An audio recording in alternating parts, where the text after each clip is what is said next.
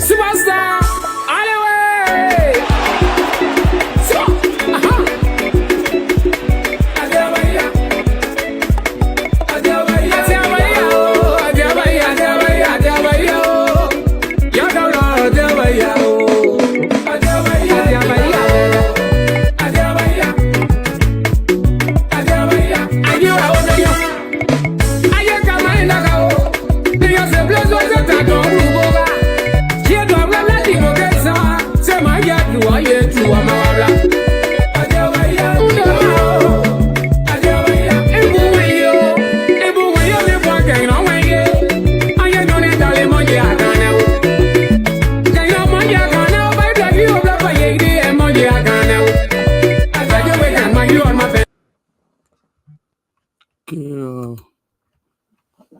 Welcome here to the Prince Double Show here. We here for the next 1 hour here when I'll be introducing to my audience pretty soon, Madam Elizabeth Blunt, the lady who covered the Liberian Civil War from 1990 to I think 1991. She'll be joining me from London, England, and please share the show. So I'm going to bring Madam Blunt here from all the way in England. And she's going to be explaining and telling us. We're going to have a little civil and just friendly conversation about the Liberian Civil War, or conversation or interviews, and how she can tell us more about the Liberian Civil War, especially those who were not born during the time that she reported with the BBC. So share the show, please. Share the show.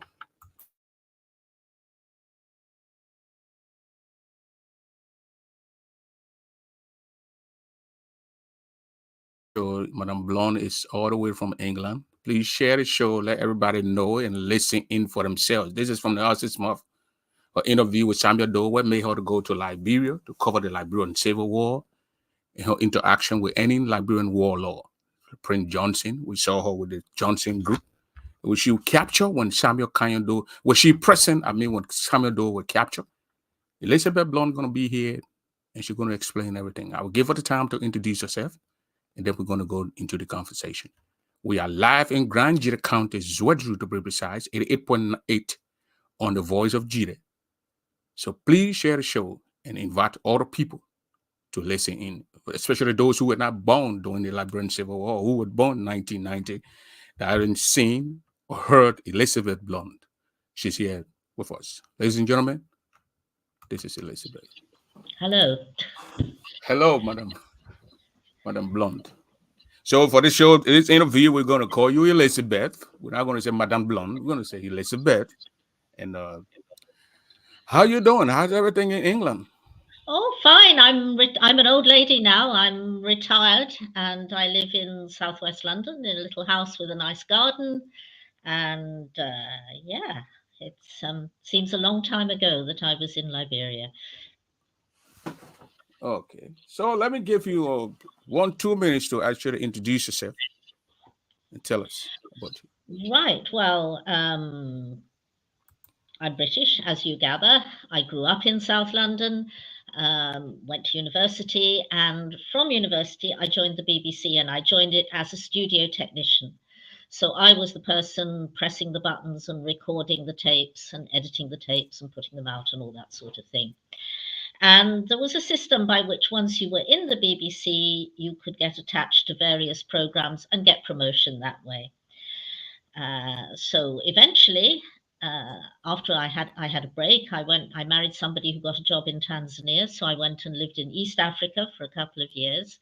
And when I came back, I worked in the BBC African service that did programs like Focus on Africa and Network Africa.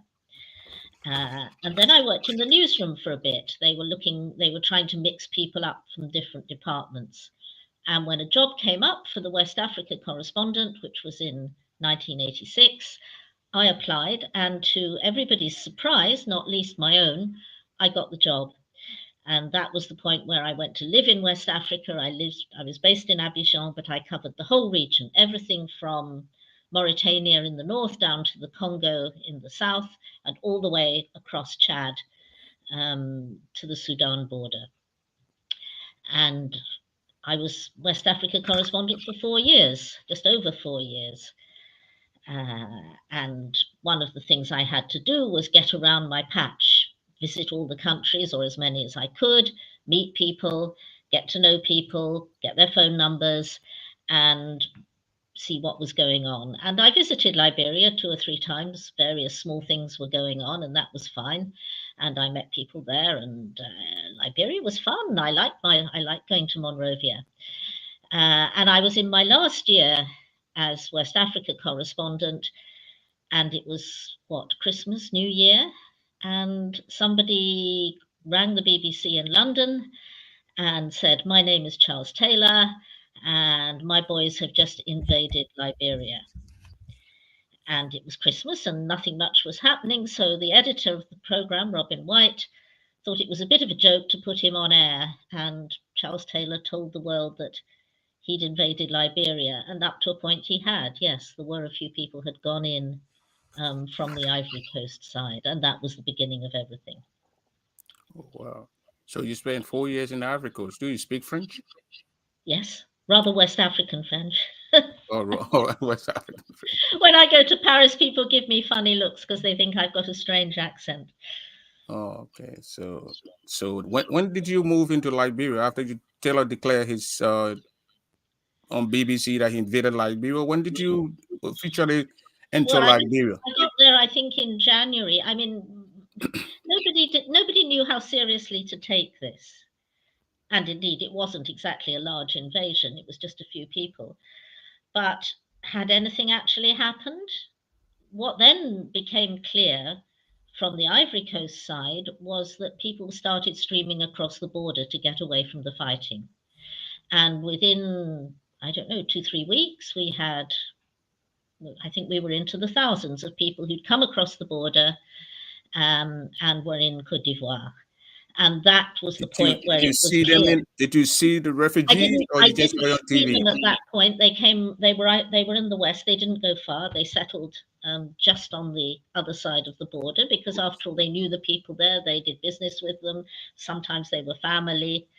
But I was able to phone people in the towns on the border, and they said yes. There was I remember, I think, a priest who told me how many people he had sheltering in his church and his churchyard. And it was clear that something was going on. And after that, then it seemed important that we should go to Liberia and see what was happening. So when did you officially enter Liberia? Oh, that time, I haven't got the list of, I didn't bring the list of when I was where when, but I think it would have been in January. And I went to Monrovia, and of course at that point all the events were a long way away from Monrovia, but I was with someone who was working for the Financial Times, a young man called Mark Huband, a reporter for the Financial Times, and he was told to go to the iron ore mines up in Nimba County and do an article about the iron ore mines. I was in Monrovia. He went up on the iron ore train, and the iron ore train was attacked and he was kidnapped. So at this point, it all suddenly got a lot more dramatic and a lot more serious. I was on the way up north with another colleague in a bush taxi when we heard that the iron ore train had been attacked and Mark had disappeared.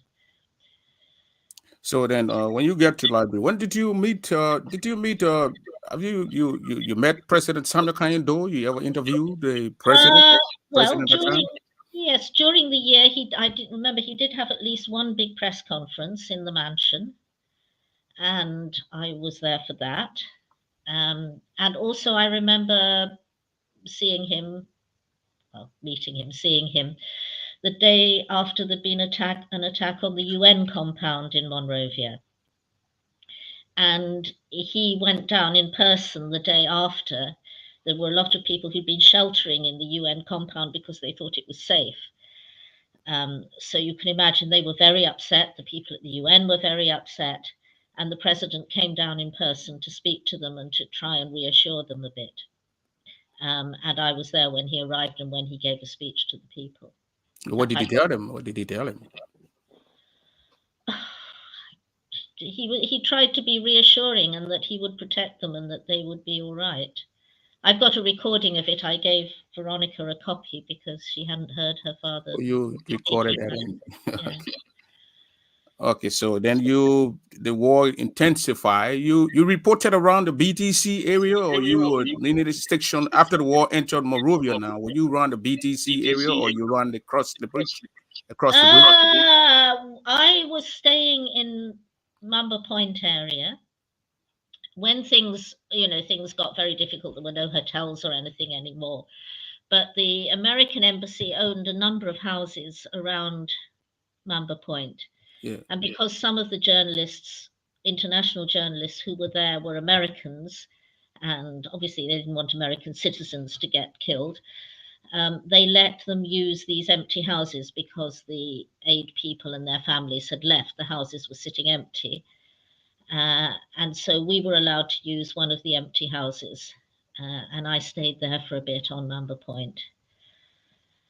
And I walked around the city on foot a lot. It was very difficult to use a car partly because there was almost no petrol, but also cars got stolen all the time. So most of the people took the wheels off their cars and put them up on bricks so that no one could drive them away. So there really was very little motor traffic around. So we used to walk. We walked all over town, and people knew where we were staying. They would come to us and tell us what they'd seen and what was going on. Were you embedded with the AFL, or were you embedded with any world faction? No, I wasn't. The only time I was in any way embedded with anything was at the point where there were no more planes flying or anything, and I was back in Côte d'Ivoire. In fact, then I went up to the Gambia to cover an ECOWAS meeting there, and President Babangida was at the meeting, and he saw me and he said, "You ought to go, you ought to be reporting." And I said, "How do I get there?" And he said, "We'll take you, come with the Nigerians." And so when he said that in public, they had to make it happen. So I actually traveled to Liberia with the Nigerian contingent of ECOMOG on one of their boats, not on one of the naval ships, because being a foreigner, for security reasons, I wasn't allowed on one of their military ships, but I was on a small fuel tanker, a merchant ship that was traveling with them and taking petrol for their use. And that's how I got in. So in that sense, I was briefly embedded with the Nigerian contingent.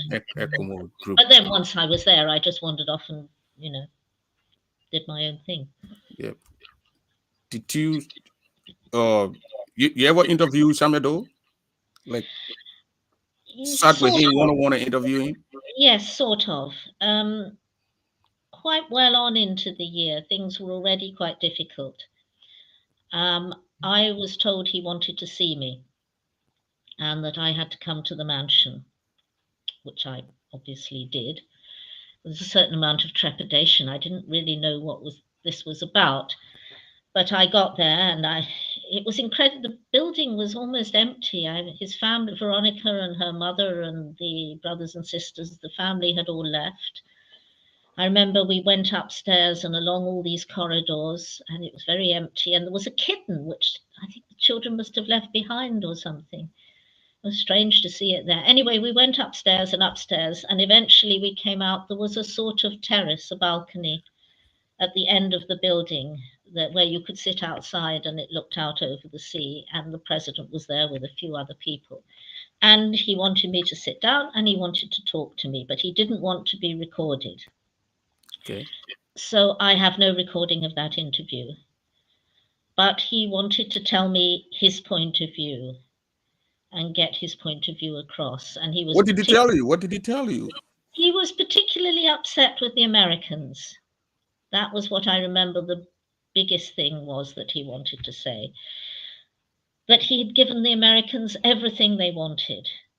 he'd given them military facilities, use at Robertsfield, and transmitters and things, refueling facilities. And they weren't supporting him. They were, they were letting him be defeated. And he was expecting the Americans to help him, clearly. And they clearly hadn't done. And he felt that they pretty well betrayed him. And that was the main thing that he wanted to tell me. Oh, wow. And after that, they escorted you back to your area, or you got to go by yourself?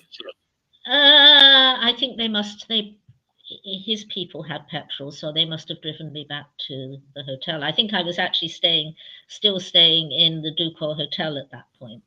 So it wasn't at the point where everything had closed. The Ducor was still open. Okay. So can you tell us a little bit that money when Samuel Doe was captured? Where were you? I was in the Freeport, because what had happened was, it was a Sunday morning, and the day before, on the Saturday, there'd been quite a lot of firing. And although the Ducor was a bit of a shell, you could go up to the top of the hotel and look down from the roof. And we could hear gunfire, we could see puffs of smoke coming from across the bridge, beyond the Freeport. So something was going on down there, but we didn't know what. But you didn't get any idea or anything that the president would go into the port? You just heard it? No, not at all. And then so ECOMOG had their headquarters in the Freeport. So Sunday morning, we waited until it was clear that everything was quiet, everything was all right. And then I drove down to the Freeport. There was a Liberian journalist called Stanton Peabody, his nephew. Yeah, somebody asking me here if you know any Stanton. Yes, Peabody. Absolutely. I remember Stanton Peabody. Well, Stanton's nephew, young Stan, borrowed his car, which had press written all over it, and we drove down to the Freeport to see if we could find out what had happened the day before. And I'd heard that a couple of ECOMOG people had been killed in the shelling, so I wanted to ask if that was true. And we got there, and it was Sunday morning. It was very quiet. They had a press officer, a young Nigerian officer was their press officer. And I was asking him about what had happened. And he said, well, look, I could tell you, but best you speak to the force commander.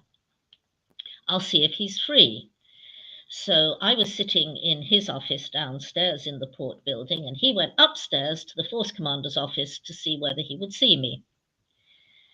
And then at that moment, there was a great commotion, and the president arrived. And people said, did you see him when he got there? I saw him very briefly. He came sort of sweeping in the front door. I was standing in the hallway.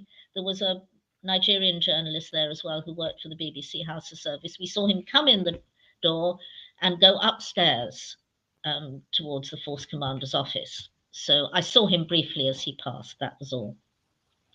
So then the thing was to wait at the foot of the stairs to see if I could speak to him on the way down. And that's what I was doing. And we were hanging around. I had a tape recorder, small recorder with me, ready to put it in front of him. And then there was an even greater commotion outside, and Prince Johnson arrived. And then the ECOMOG people were trying to stop Prince Johnson and his men going upstairs because the president was up there. And there was this big argument in the front hall of the building. And then I began to hear, perhaps I hope you don't know, those of you who are young and have only known peace, you won't know what I'm talking about. But when someone is getting ready to fire a gun, a military gun, they sort of pull something back and there's a clicking noise as it engages. Yeah. And it's to make it ready to fire. And I started hearing that. So that was a bad sign. And at that point, I left my tape recorder running on top of a filing cabinet in the hall and retreated back into one of the offices along the corridor. And then, then all hell broke loose. Then the firing started. And it was So Prince was upstairs and the president was upstairs. And there was all this gunfire, and it went on, and it Do lasted. you believe that ECMO set up the president to be captured by Prince Johnson? No, I'm totally How did convinced. Prince Johnson get to know that the president was at the port? Very good question. The suggestions he was betrayed, that somebody passed on the information. Well, you didn't believe that ECMO set him up? No, because I went down there. I mean, I knew some of the ECMO people, and it was very quiet. It was a Sunday morning. People were very relaxed. They said, yes, it had been difficult. There had been firing in the area yesterday. And yes, they said that nobody had been killed. But this morning, everything was quiet. And people weren't even in sort of full dress uniform. They was kind of sitting around. But when the president came out the port, he had some men with him. Oh, yes. Yes. Military guys, AFL people with him. Were they disarmed? I don't know. People said so. And I mean, it would make sense that they wouldn't have wanted armed men, and indeed armed women. There were women there, going up to the camp commander's office. So it's very possible that the ones who went upstairs. But when you saw Prince Johnson, men came in, they had guns. Oh yes, they just came roaring in with their guns. But you saw the president with guns, bodyguards with him with guns? I can't remember. I don't know. It wasn't, at the time, it didn't seem to be an issue. I don't know whether his bodyguards had guns or not. Okay. But people said that they were disarmed, and it is possible that they didn't want him going up to see the force commander with armed people. And a lot of his people stayed downstairs. He just went up to speak to the force commander. And nobody escorted the president? Like, yes, the ECMO people went up with him. I mean, he brought. One or two, I don't know. It was a small group went upstairs. Okay. That's good. So after he was captured, taken away, did you follow them? No. I was flat on the floor hiding behind a cupboard, and there was one of the Sierra Leonean officers sort of sandbagging my legs and another one barricading the door. No, I think I heard him being taken. The window was open, and I heard what I'm sure was his voice, because I did know his voice. And he was saying, I think he was saying, please, I beg you, you are embarrassing us, which seems a bit inadequate really for what was going on. But they were carrying him out to the vehicle, and then there was all the engines started up, and all the vehicles went driving away. Was he shot? Well, at that point, I had no idea. The gunfire stopped. You didn't see him? Well, you saw him. You saw them taking him away. No blood. No, I didn't see them. I heard them. I was flat on the floor with my eyes closed. Oh, There was a gun battle going on. I know, yeah. And I'm not a soldier. You're a journalist. And frankly, if someone had thrown a grenade in through that open window, we would all have been dead. We wouldn't be sitting here talking now. Yeah. Fortunately not. Unfortunately, nobody tried to attack the room where I was. And my two gallant Sierra Leoneans kept the door very firmly shut. Anyhow, I heard the president's voice outside where the vehicles were, in between the port building and the water, the quayside. Then I heard all the vehicles starting up and driving away. The gunfire stopped. And we waited a bit to see if it was all over, and it seemed to be all over. And they opened the door, and the corridor, the downstairs corridor in the port building, was full of bodies. And there were bodies in the washroom opposite. A lot of dead bodies. A lot of dead bodies, or dead or wounded. Badly hurt. I don't know. Some of them certainly would have been dead. And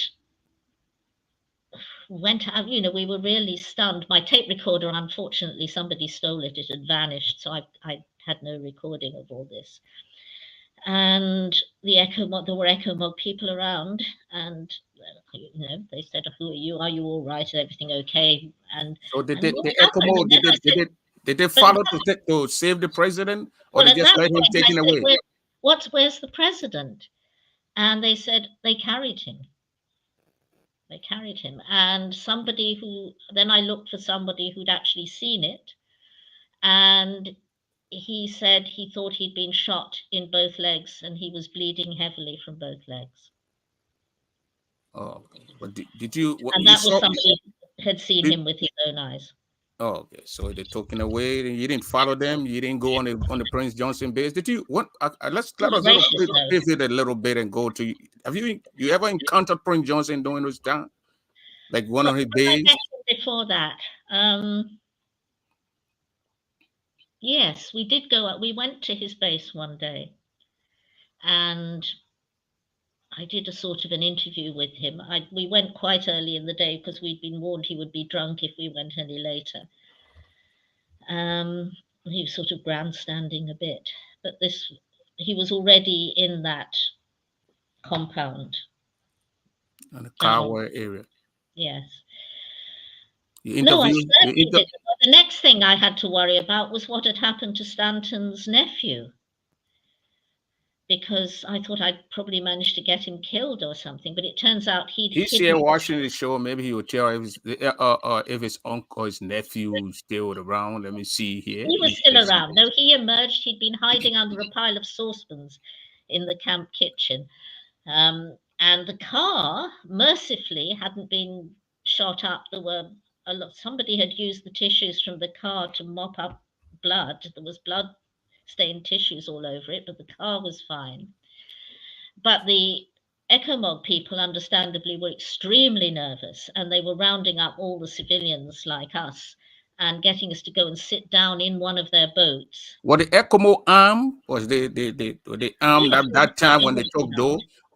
If they're not, my trying to see, because a lot of people say that the ECOMOG set Samuel Doe up. They let him go in there, they disarm his men, and then they call Prince Johnson to go in there.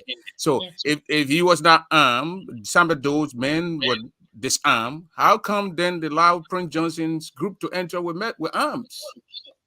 Johnson's group was. You have to. I mean, I think I don't know the answer. I don't know the definitive answer, but the president was coming to pay a courtesy. Did he hear the ECOMOG telling Prince Johnson group to disarm too? Hold on. What I'm saying is that the president was coming to pay a courtesy call on the ECOMOG force commander.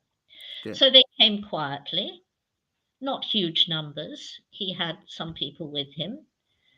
They would have been armed, but I don't know that they were very heavily armed. And it was a small group that went upstairs. When Prince Johnson arrived, it was a great crowd of them in several vehicles, and they were all yelling and shouting and pushing and surging upstairs. And I did see ECOMOG trying to stop them going upstairs, trying to keep them down, trying to keep them away from the president. But I didn't see them anybody being disarmed or not disarmed. I can't tell you the answer to that. Okay. So when you came and when I got on the ship, they kept us in the ship till they were sure it was all quiet. Some of those people were on the ship, including a couple of Crown women soldiers who were part of his group. Some of the military people that went with Doe were on the ship, yes, military guys? The, military girls even. There were, I think, a couple of they'd taken their uniforms off. They were sitting there wrapped in towels. But they were safe on the ship. ECOMOG put us all on there for safety. And then the question, yeah? Go ahead. Then the question was, what would they do with us? My Nigerian colleague stayed with ECOMOG, and I think he went back with them to Lagos. I took a cassette. He recorded what he'd seen, and I took the cassette to play to London. And I went back to town. They had a Ghanaian patrol going up to town, and we drove up with them. Okay. So after everything quieted down, they let you guys off the ship? Yes. And really, it was just realizing that I had just seen the biggest news story of my life.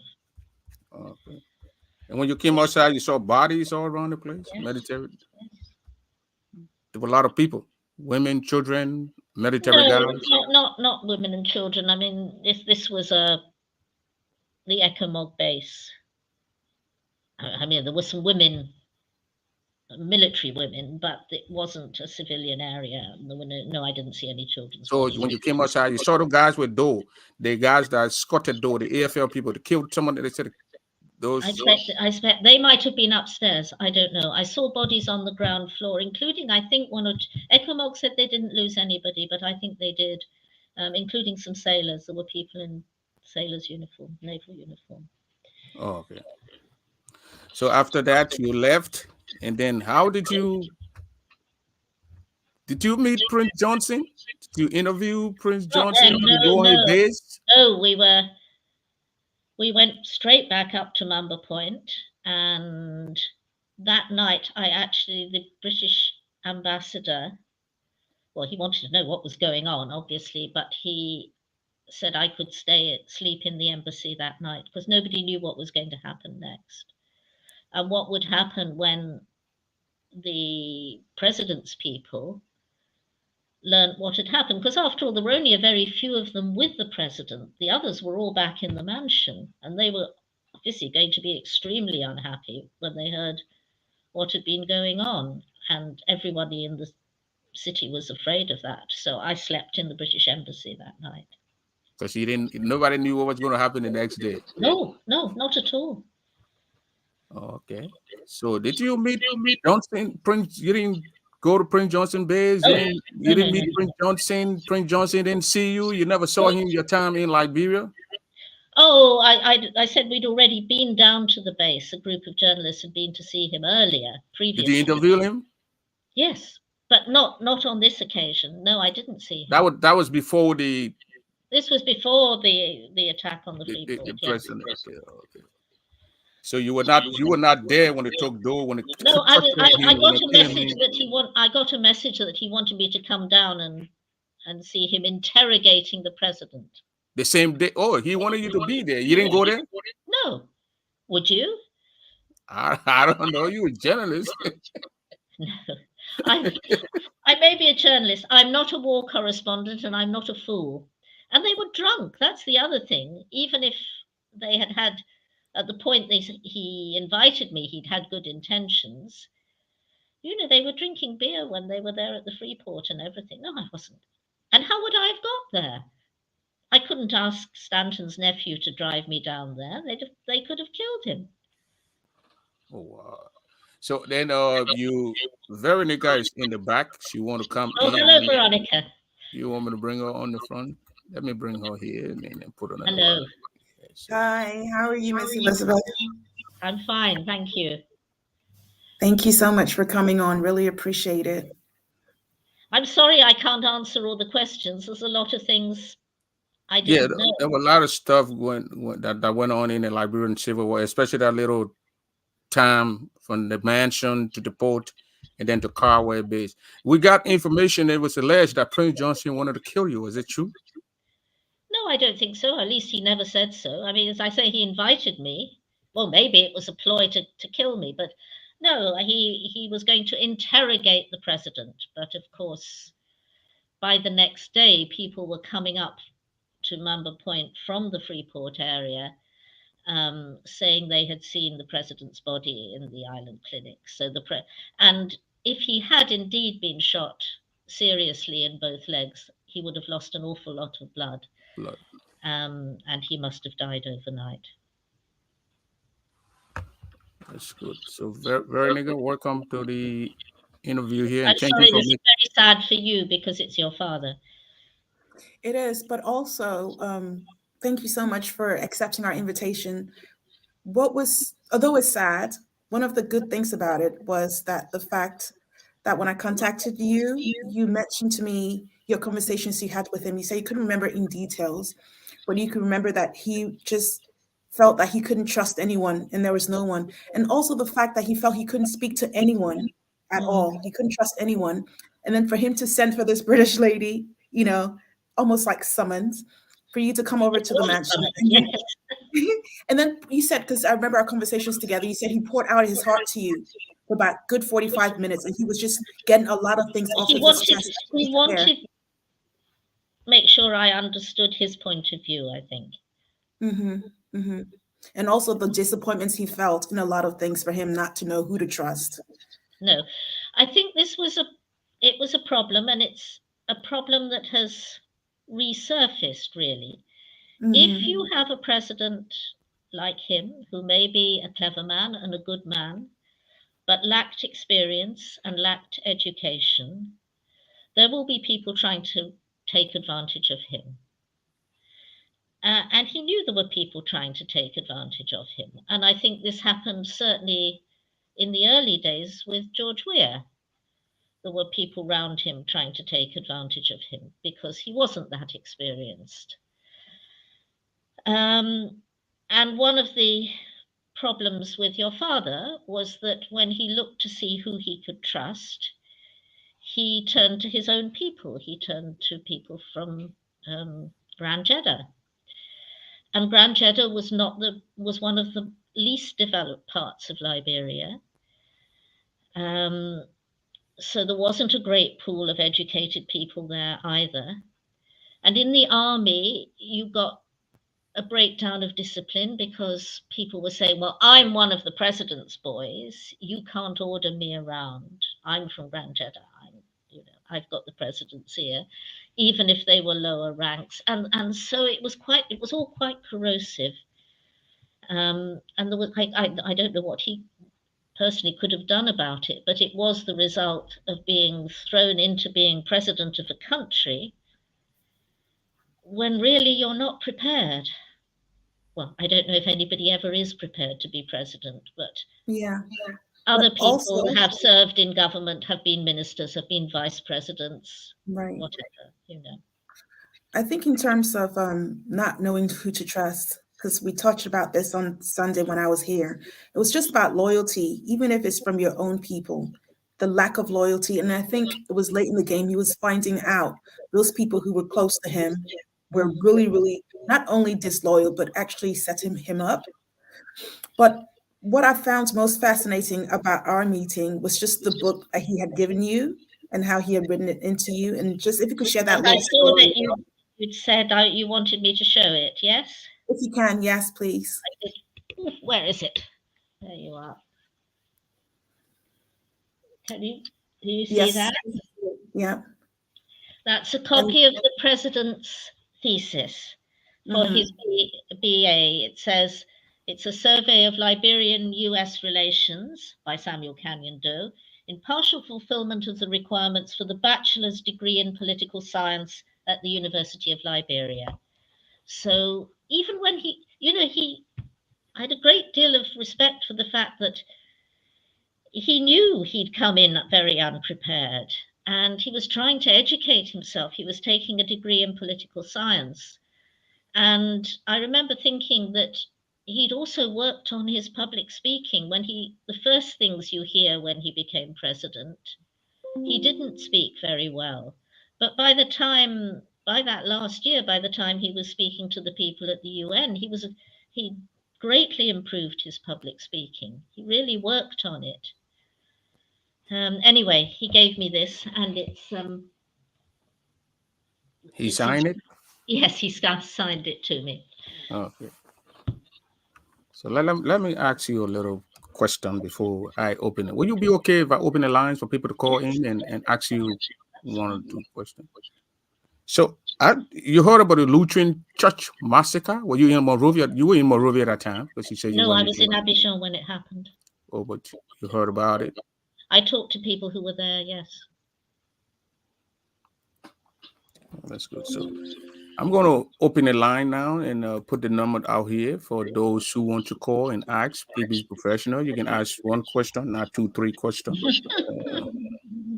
Or you could ask 3 questions, but I might not answer them all. Yeah, if you don't have the answer, that's it. She's not going. So the number's showing down on the screen there, the 952-200-8420. You can call the number and then ask Blonde some 1 or 2 questions. But what you... it has been alleged or saying that after Doe was captured and taken to with Prince Johnson went to the port and started picking up some crown people and taking them on his base to kill them. You never heard of that? He may have done. I mean, as I said, once things quietened down I drove up. You never from went the- back to that port. I never went back to the Freeport. No, I was. Oh. You know, I was scared.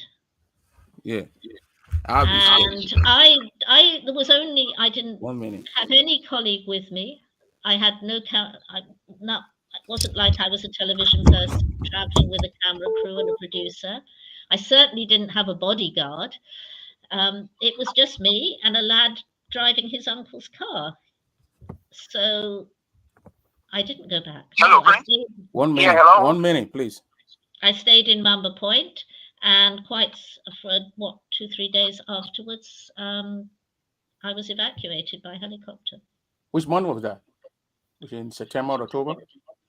Well, when was he killed? Was it October? It's in September. So you probably left.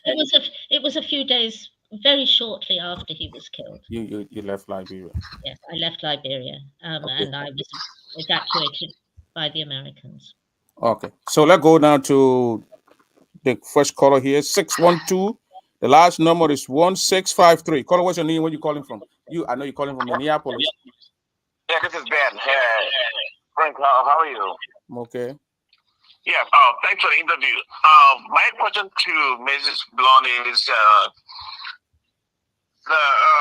is she writing any book about the war in Liberia? And the last question is, will she be willing to produce if the war crime code was to come?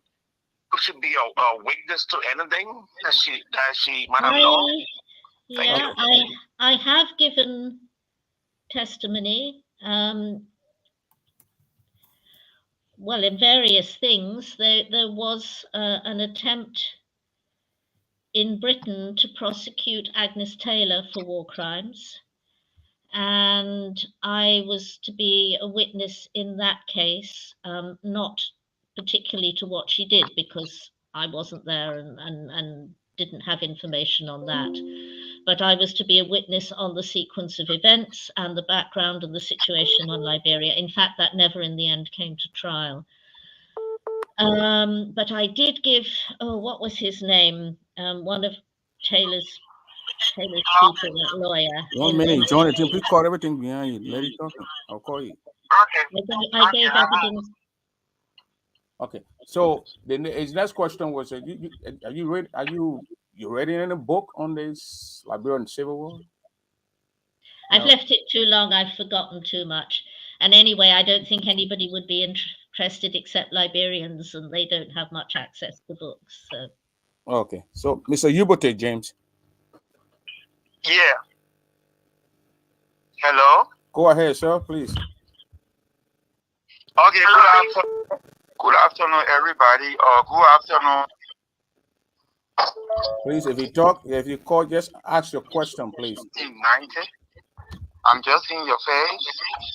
I will admit that you still look more or less the same. I don't see the rest of the body. But we were all in Monrovia during the war. Can she hear me well? She's hearing you. I can hear you. Okay.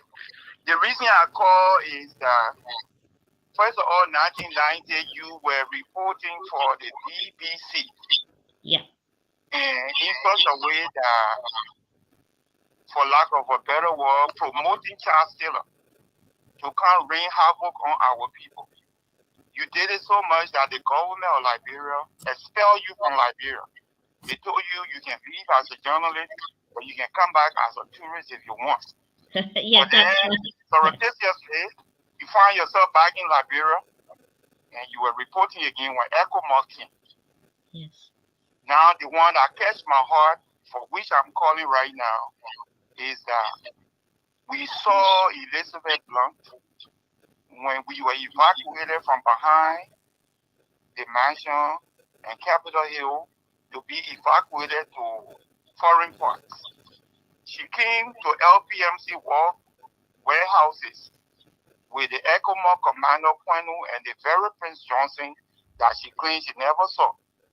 Hold on. Prince Johnson went to warehouses and started collecting people according to his excuse. He killed Menye, he killed Penu, he killed this, he killed that.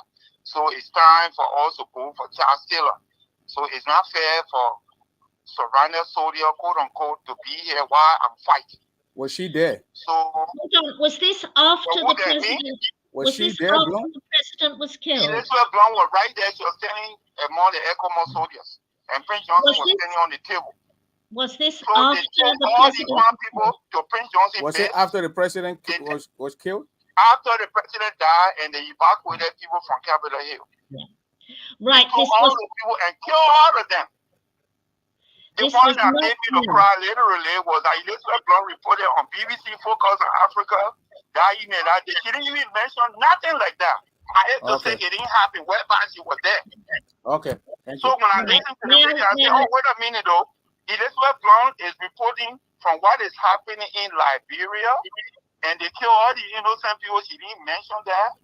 So my question respectfully to Ms.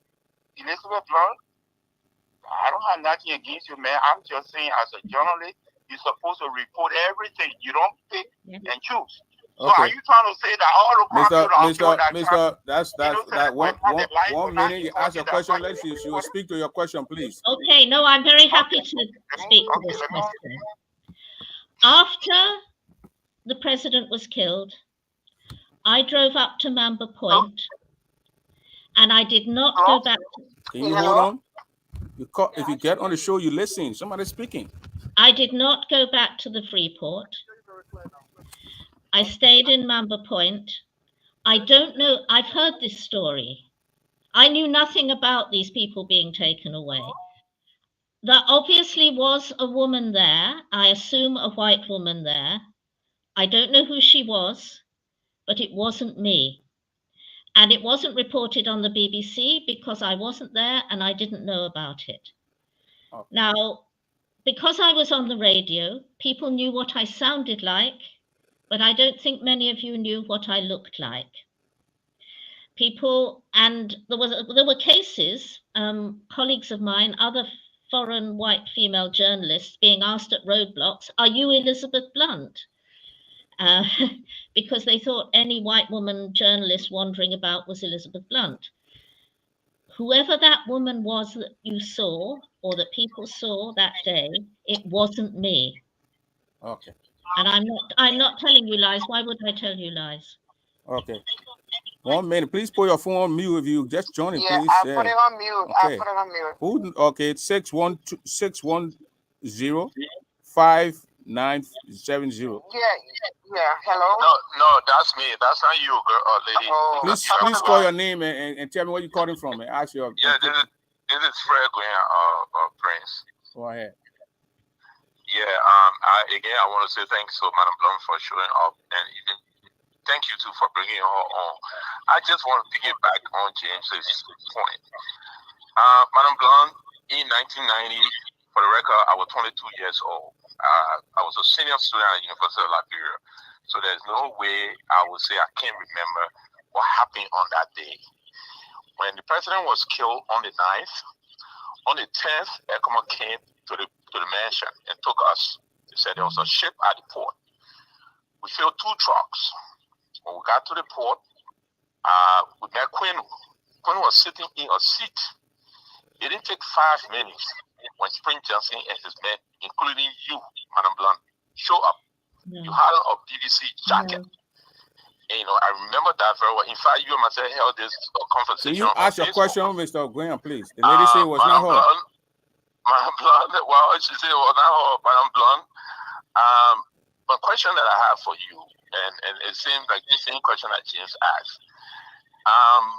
will it be fair for me to tell you that you aided and abetted in genocide because you refused? Because I remember walking up to you. I said, Madam Blunt, please report this on the radio, and we never heard it. You never talked about that incident. Okay. It took 32 persons. Tell me about it. Okay. She kept your thing was saying it was not her. People, like a lot of white women there that time. No, there was your question. Listen to it. She answering your question, please.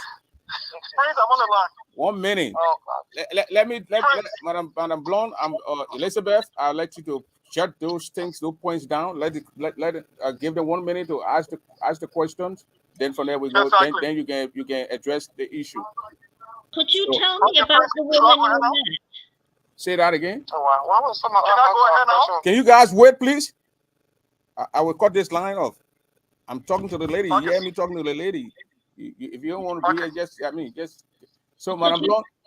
Could you tell me something about this woman that you met that you thought was me? Did she say her name was Elizabeth Blunt? Or did you just assume it? Yeah, that's that. Yeah, because there were a lot of people in the place, not just you alone reporting the story. There were a lot of Caucasian women reporting the story. So I don't know. So let's go to the number. Let's go to the number here. This number here 961-7810. Caller, what's your name? What you call it? If you join the show and you got noise in your back, please mute your phone. I will cut it off. The person who just joined the phone, Doru, you got noise in your back. Please cut it off. Hello. Go ahead, Hello, caller. are you there? Yeah. Mrs. Elizabeth Blanc, let me say thank you. Please introduce yourself before you ask her, please. Yeah, my name is Justina Garte, a victim of our civil war and a human rights advocate for the establishment of war and economic crime court in Liberia. And based on my history of research of what has happened in our country, I just want to ask you just three major professional questions. One, did you at any time come across information of the army that went to Nima County and trucked children to Moserado County? No. That's my number one question. Number two, I remember based on research, you left Liberia on September 10th. President Doe died on September 9th. Yeah. And September 10th, you were airlifted by the U.S. from Mama Point Chapel location. So my second question has to do is that, Madam Blanc, could you serve as a witness for survivors in our civil war? Because I remember I was grown up. I passed 25 by then already. You were able to report on our civil war from both right and left, even though we have other reporters in the country from BWTV. We have reporters from France TV, but all the reporters those days were all women. But would you be willing to serve as a witness to what you know concerning our civil war?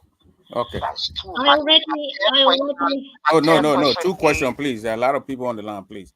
I already have. I've been. Two questions. She got to go. With over 1 hour, and it's almost done. Okay, so let me give my party. Well, whatever the case is, I just want to say thank you for coming forward. And we, as Liberians, we embrace you from whatever way because we want to know the truth as to what happened to our civil war. There have been so many rumors, so many lies. It is important for us to hear from the actual players so that we can have a closure of our civil war. I want to say thank you very much. Thank you. Well, thank you. I mean, yes, I have already served as a witness. I was a witness in the case against Tom Woyu in the States. I was a preliminary witness in the potential case against Agnes Taylor here, although that never in the end came to court. I've given evidence on the massacre, St. Peter's Church massacre, not actually in court, but written evidence, and various people have used the reports that I gave at the time. I've kept all my reports, so I've got files of the daily reports I was sending about the war, and anybody who needs them for any sort of sensible purpose, Veronica has seen them, whatever. It's a valuable resource. Hello? And I'm happy to use them. Okay. If you join the line, please stop doing hello. I'll bring you on. Somebody explaining, please. Friends, I'm still standing by. No, 1 minute. Let's go to Josephine Campbell. You guys, one question, please. Nobody gonna ask 2 questions. The lady gotta go. We almost into 1 hour. Yes, hello, Chris. Go ahead. Yeah, this is Josephine Campbell. Go ahead. Yeah, Mrs. Blum, I want to say thank you for coming back to Liberia. But you just said ECOMA was not involved in killing Doe. Because when I was in Ivory Coast, our friend were against Doe administration. And they always used to show it. It was Echoman that set Doe up for him to die. Well, They she used to said show she it don't believe. live. She says she don't believe it. So what are they play on the TV or this? She says she don't believe No, it. no. That's her opinion. She don't Oh, believe What it. I can say is, Okay. Because my aunt, my mom, little sister, Fatima, they let David K. Wright. They killed to the president. When we do, he was killed right on the scene. We put it away. yes. I love 3 of my aunts. Okay, let's go to the next My question sister. now. Let's go to the Yeah, next question. Prince, I'm here. The lady says she don't know what an Well, ECMO all plan. I can say, She was not there in the meetings to know ECMO. I mean, I plan to was set the downstairs, president up. I was So in we the can't go building. be asking her. You were there. You not set the president The on. day when he was killed at the Freeport, I was there, but I wasn't upstairs in the meeting. I was downstairs. I'm trying to see you down. And 1 minute, please. when I arrived, if they you want to had been- leave. what it seemed to me was that Let if us they stay on had been call. planning to get the president killed, they didn't know I was coming. I turned up that Sunday morning at the Freeport and I was welcomed. I was sat down. They said, let's see if the force commander will see you. If they'd been planning something like that, they would not have wanted me in the building. They would have told me to go away. They would have said, sorry, we can't see you. It's a Sunday. Come back tomorrow, whatever, whatever. And no, you can't speak to the force commander. Or they'd have told me, yes, there was an attack yesterday. Yes, this happened. No, that didn't happen, and shooed me away. They wouldn't have had me sitting around the building when it all happened. That's how it seemed to me. They didn't seem at all prepared. They made a dreadful mess of it. They got the president killed. But I don't believe that they intended it, and I don't believe that they knew it was going to happen. Let's go. Please ask 1 question and leave. No more 2 questions here. The number here is 515-4248. Cora, what's your name? Where you calling from? Oh, thank you very much. The name is Jerome Orlando Reeves. I'm calling from Iowa. Prince, thank you very much for the show. I just want to ask Madam Blunt. She was seen vividly on television on the same day Doe was captured, and she was seen in a video hiding on her table.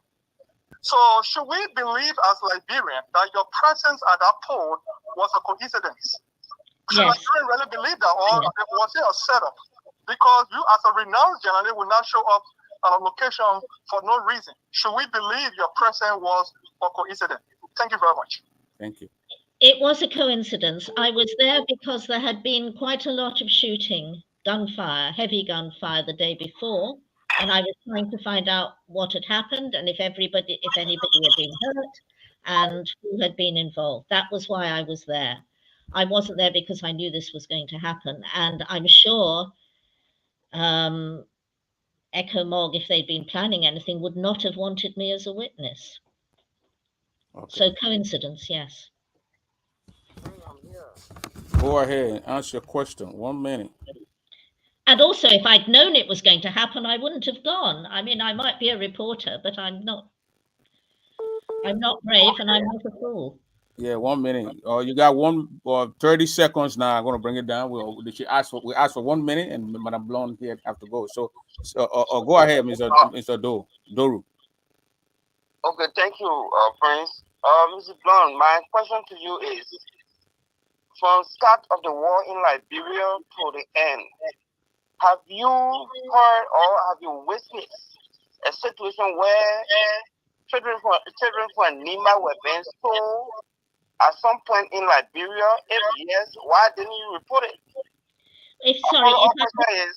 Do you have a preconceived notion prior to going to Liberia regarding the situation that would have occurred while you were there regarding the president's death?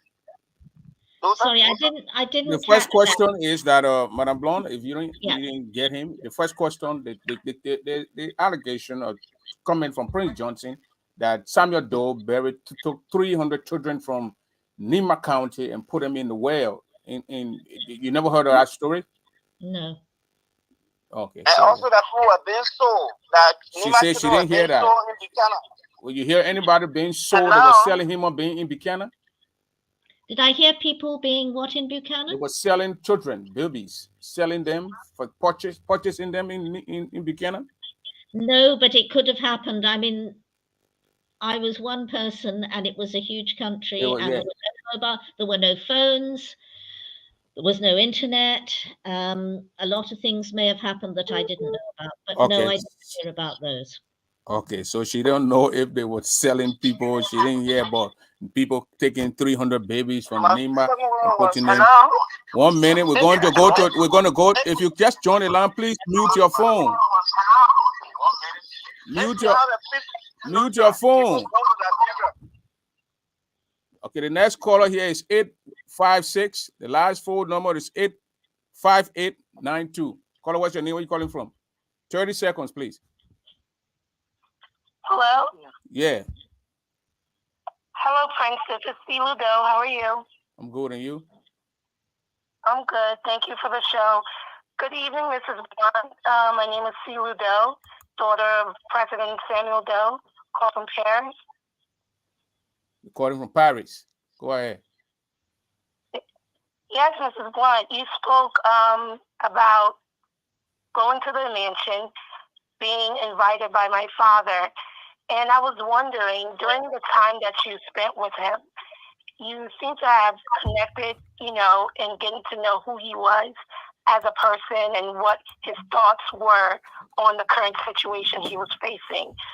And I wanted to know, as an investigative professional journalist, what was your inclination about who he was? And what do you believe as the true character that he may have presented to you, as opposed to what has been painted about him all these years and the propaganda that has informed the world of this individual that President Samuel Doe was? Does it align, or do you think your engagement with him and who you encountered and received a gift from that book, does that match the person that you got to know that day? It was just one meeting, but no, as I say, I had a lot of respect for the way he had really worked to educate himself, to get a degree, to improve his public speaking. But I do think he was out of his depth as president. He was a young man. He'd never been outside the country. He'd never, even George Weah had played football all over the world. Your father had his life had been limited to his own area, to the army and whatever. And then suddenly he was president. And I think the result of that must have been caused him great worry and anxiety, and it wasn't good for Liberia. But I don't think he was a bad man. I think he was out of his depth, and I think he had a sad end, and I'm sorry. Okay, thank you. Let's go to the next Sorry, question. can I interject? Can I interject, please, Prince? Hi, Silu, how are you? That's a good question. Because I have read the thesis that Ms. Blunt has given me, and I've created it into a book. And within that thesis, you can see he outlines what the problems of Liberia were. Have you had a chance to read the book, Ms. Blunt? Oh, I did years ago. I haven't looked at it recently. Okay. So if I can just 1 second, read what I analyze. I said the thesis sought to explain Liberia's poor relationship with the United States of America, observing that even though Liberia has abundant natural resources and historical ties to one of the most developed nations in the world, it is still suffering from extreme poverty, highlighting that the current system, financial aids, and policies are not designed to benefit Liberia, but only intended to profit foreign entities with no recourse for negotiations, concluding that big powers have permanent interests, not permanent friends. So that's his conclusion. So essentially he is saying, he actually outlined that Liberia has had a history of getting financial aid, but then the aid does not come to Liberia. He says, first of all, he gave an example. First of all, They say I think Liberia borrowed like 500,000 or something, and they only got 100,000 because it went on interest, it went on penalties, and also so they had to pay for the interest before the money came, and there was not much money left. However, the monthly money that they paid was based on 500K. And also, whenever they got loans, it was based on it going to a foreign contractor, because he mentioned in the book that they could not renegotiate Firestones. He was complaining that the health workers, they had no educations. He was complaining that they weren't allowed to build schools and universities. The response from abroad was, okay, you have to go overseas. And he said, well, it's for the whole country. He wasn't allowed to build roads. So if you remember our conversation, you said that he felt that because he had written this thesis, that was the reason they were attacking him. Do you remember? No, I don't think I would. No, I don't think I would have said that. I don't think that. But yes, Liberia was exploited, and especially at the beginning, he wouldn't have had the experience. He was getting out negotiated by these people who were running rings around him and exploiting Liberia. No, it wasn't the internal thing. It was the system that he was in. So even he quoted the Talbot's government, and even Talbot had set up a committee in 1978, and that committee was how to renegotiate the relationships, because they were not negotiable. They weren't allowed to renegotiate. And also in the previous, the Barclays government were cut off from America because they challenged the contracts. So it's almost like, who is this native man trying to challenge the status quo? So I don't think it's about his education. I don't think it's about his lack of experience, because he's surrounded by experienced people. We're going to go. Let people off the line. Yeah. Let me get them off the line. Then we're going to go, because they got a question for Madame Blonde. Yeah. So let's go to Vaud. I think from England. The person calling from England, 704-619. Yeah, hello, sir. Go ahead. My name is Vesta Val. I'm calling from the UK. Go ahead. And thank you, sir, for having me on the line. Ms. Blonde, you said, if I understood you correctly, that during the incident at the port, when the late President Doe was assassinated, you didn't know that the program, they were going to kill him. You didn't know about it. I didn't know. But I was at the port that morning, and you passed by the port, went to Allen Clinic. And Prince Johnson was at Allen Clinic that morning. No, and the convoy came, you disappeared from in the convoy later on before you went in. So when you said that you didn't know about it, I was a bit shocked. How can you please explain that? I didn't go to the Island Clinic that morning. Why would I have gone to the Island Clinic? I went down to see ECOMOG. I didn't go. If there was a white woman there, it wasn't me.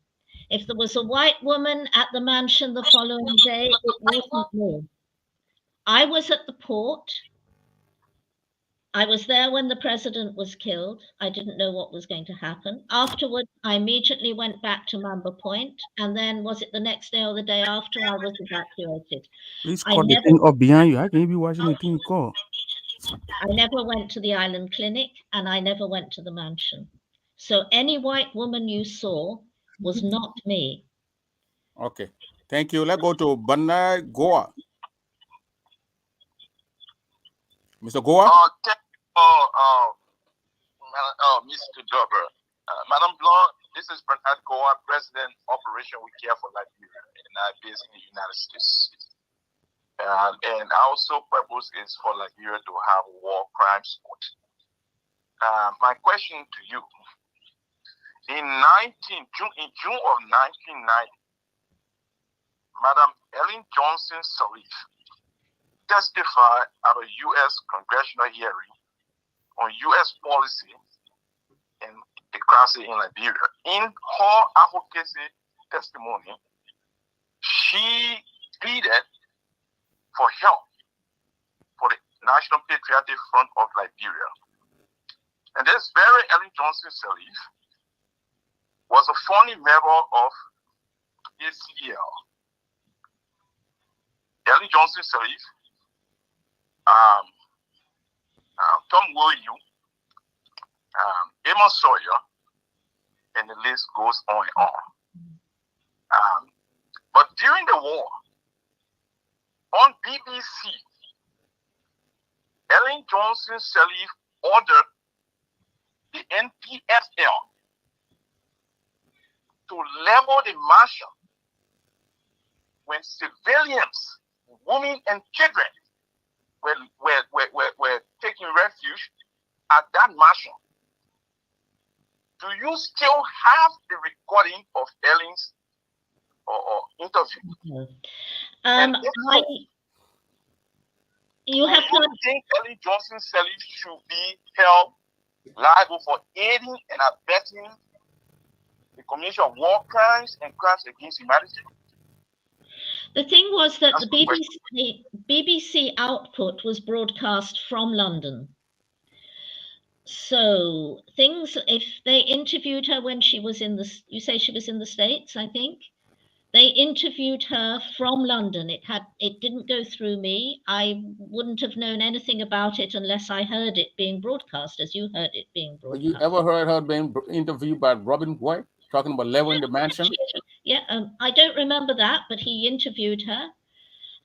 Just as Charles Taylor used to ring up and Robin used to interview him. It never went anywhere near me. He was calling from Bangor or somewhere. I was in Monrovia. That was all done directly with London. So I don't recording. They may still. Let you end. 1 minute. Let you end. The BBC may still have the recording. I don't know. Its library system is not terribly good. I've kept all my recordings, but I don't know if the BBC still has that. It may have. Okay, so go ahead, Mr. Guar. You got 30 seconds to get. So, Madam Blanc, the reason I'm asking this question, it will appear to most of us that the BBC itself was being used as a propaganda machine for the NPFL. Why? Because for the most part, the BBC was airing Charles Taylor NPFL, Charles Taylor, Ellen Johnson Sirleaf, Tom Williams, and at no point in time did the BBC house any member of the Samuel Doe government to the extent of which they were allowing the NPFL to be interviewed. So I was kind of concerned. Why is it that the BBC gave the NPFL so much audience compared to the Doe government? Well, I think the answer to that. Yeah, let's answer you now, please. I can see why you thought that. And maybe they did get an unfair share of the speaking. They were very, very good at using the BBC. They got themselves some of the very first satellite telephones so that they could call in. Charles Taylor, you must admit, is a very lively, interesting speaker. So he would call in and they would interview him. President Doe was trying to run the country and fight off an invasion. He didn't spend his time calling up the BBC. And I didn't have much facility for sending sound interviews. I could send reports. So the other side had in-voice interviews, very professionally done. Your side, which I assume is your side, only had second-hand reporting from me, not even in my own voice, usually just done in telex and read in London. So I think, yes, they probably did get an unfair share of the airwaves. But it wasn't because the BBC was on their side particularly. It was just who called them. Yes, they were calling up. They had good quality lines. They had good speakers.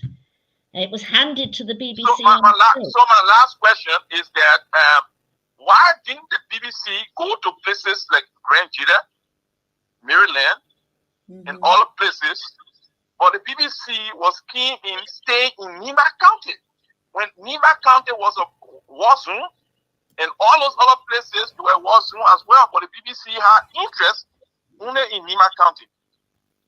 No, I don't think that's the case. I was in Nimba County at the beginning of the war. I had to leave via Guinea and to get back to Côte d'Ivoire because there was fighting on the road. I couldn't get back down to Monrovia on that occasion. And after that, I didn't go to Nimba because there was the fighting, the front line was in the way. I was always on the government side of the front line. How could I'm going to let you go now. My last question. No, dude, you can't ask more. How could I have got to Granada in the middle of 1990 from Monrovia? There was no way I could have got there. I did go to the Ivory Coast side of the border and talk to people who'd come across, but I wasn't able to get to Grand Jeddah from Monrovia. It was just not possible. You think I'm last question? What's your last question?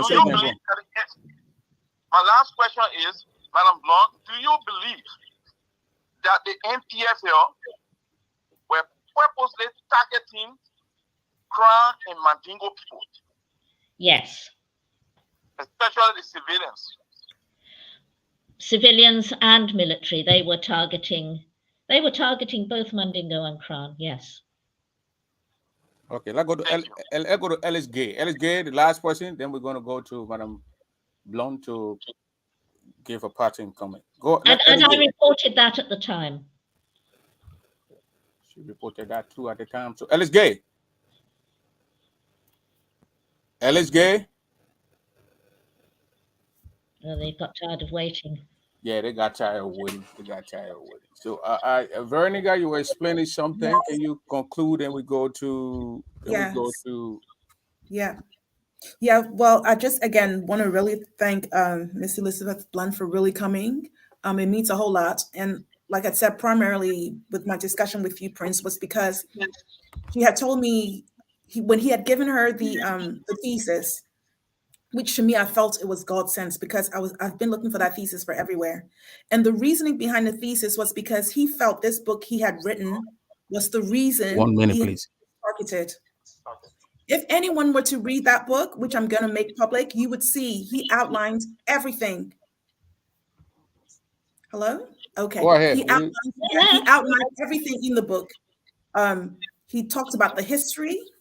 He talked about the treatment that had happened before. I mean, Liberia's history was so bad that they had to send slaves to Fernando Po, and the League of Nations had to intervene. And so many happened, but it was based on being neglected by America. And that being neglected continued throughout the years.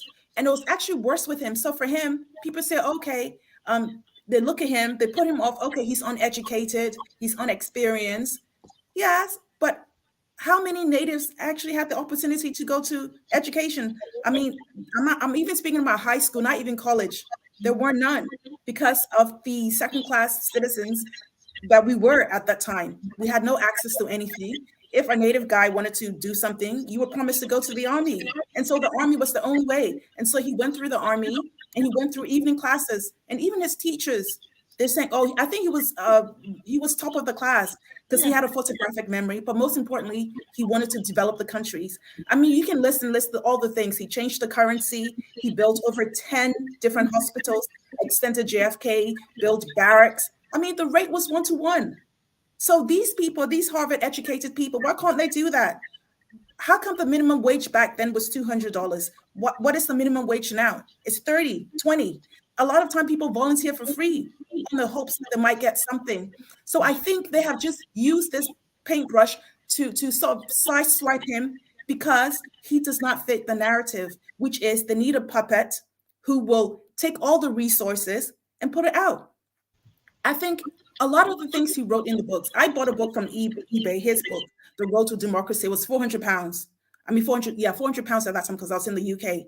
So I've even made a copy of that and see what we can sell it for. It's not to make profit, but it's just to educate people. He wrote everything down, all his visits, all the money that was received, all the expenditures, everything was written down. But what is it? We can't read. We don't want to read. We just want to assume. And we have just been going off this propaganda about Doe because why? He doesn't fit the narrative. Why? He refused to give away our oil. He refused to give away our natural resources. I mean, if you were to read the 1864 Berlin Convention, this is one, I'm not sure if it's, don't quote me on the year, but it's 1864, I think, the Berlin Convention, where all these colonial powers, they said, right, this is when they were segregating Africa, they were colonizing Africa.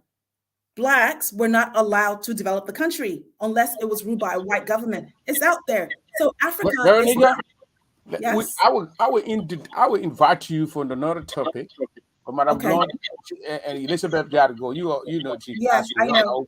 Yeah, let me just summarize it. I'm really grateful for you, Miss Elizabeth. I really appreciate you because if I hadn't have met you, you wouldn't have given the book. And when I read the book, I could see everything. I can actually see why the Talbot government failed, which had nothing to do with Doe. Doe was just used to get rid of the Talbot. I have to say, Liberia has not been well governed for a very, very long time. Blonde, there's a guy calling from, I think, Cote d'Ivoire or Nigeria. Let me give him the time to. I think he hasn't been given a chance to be governed. That's the problem. Then you conclude, then we can let go of you. So, caller, what's you calling for? What's your name, Mami? Hello? Yeah, what's your name? Yeah, I'm Silas calling from Canada. Oh, okay, go ahead. That was Nigeria. Go ahead. Yeah, first of all, I want to say sorry to Veronica. And I know you watched the image of your dad's death. And no, I haven't. But in all fairness, I think, and you know, sometimes when you speak, people get angry with you. I'm not going to ask questions, but your father's death was masterminded by ECOWAS. Oh, yeah. And the Americans, because the very Sunday of September 9, Prince Johnson was in Tuafan, Island Clinic. And the call came in about your father's heading to the port. There was a meeting between your dad and Prince Johnson. Yeah. And when he arrived there, they didn't show up. It was a setup. Yeah. Okay, it was a setup. But apart from that, your father was running racket on us in Tuafan. People died in Island Clinic from the racket from their dads. People died behind the Catholic church. Babies were scattered, human being bodies from the racket your dad was throwing at us. I mean, I'm very sorry how you feel, but people died from your father's decision he made in the war. Okay. So you mean the government? You saying, yeah, there was some good thing he did for Liberia, but in the end, do you have a question for Blunt from Elizabeth? So the army was defending themselves against the rebels. There were too many people at Island Clinic when Doe was captured. Okay, when Doe was captured that Sunday, they brought him back alive from Cornwall. Okay, he came alive. We saw his body. I live in Island Clinic, and we saw your dad in a chair. They brought him up, beaten, bleeding up. They brought him at 7 in the evening, and he died from the injury. But the next day, there were a couple of foreign journalists at BBC, from World War II. They were there. Okay, so it's kind of hard to tell whether, I can't tell, I didn't know Mrs. Blunt, so I can't tell she was there or not, but there were a lot of foreign journalists at the Tuafan. Okay, but it's just hard to tell, but that's what I can say, okay? But, thank you. Well, just too many foul play, that's all. Thanks. All right. There was nobody, I don't think there was nobody from the BBC there that day. There were a couple of people from the Lebanese community, including a young man who took a video of what was going on. Did you say, Veronica, you'd never watched it? No, I have no reason to. I haven't watched it either. People kept saying, did I want to watch it? And I didn't want to watch it. But no, I wasn't there that day. It was somebody else. Yeah. And certainly the people that took the video were not BBC. Mm-hmm. They were right. Lebanese businessmen, I think. I think you said they were Palestinians. Palestinian, yes. Yeah, I mean, they were from the Middle East. Mm-hmm. They were Arabic speakers. Yeah, which of course goes to the setup because my father supported Israel, so it makes perfect sense. So from my perspective, from the house, we knew he was going to ECOWAS because he told us he was going to ECOWAS. He was going to lease ships, and also he was going to try to sign a 2-month peace agreement. Would that he had. But it was a setup. He didn't know. After Doe were captured, you heard Johnson Prince. I don't know if you saw the tape where he was calling Tango Tango. A lot of people assume or think that he was caught in the American embassy. You ever heard that? He did have a radio on the American embassy circuit, yes. He communicated. He got any info that he was communicating with somebody in the embassy? Yes, and he was calling, that was the way he was saying that I should come down to the Freeport and watch the president being interrogated. That was on the embassy radio circuit, because the British embassy also had a handset on that circuit, so they could listen in. So he was communicating with the American embassy and the British embassy? Was he communicating with somebody there, or He was calling out on a radio circuit that they were both on, and I think was set up by the American embassy, I don't know. But the British ambassador could hear what they were saying, and that was how I knew that I was being invited to go and watch them torturing the president. do you believe that the American had some hand in the Liberian Civil War, like sponsored Free Tater and all that stuff? Do I think they what? They play any role in the Liberian Civil War? I would think they probably did, yes. And I think the French also did. The French were very close to President Houphouët-Boigny, and President Houphouët-Boigny was very upset because Tolbert, one of the Tolberts, was his son-in-law. A.B. Tolbert was his son-in-law. Yeah. The lady, Houphouët-Boigny's daughter, went and married Blaise Compaoré.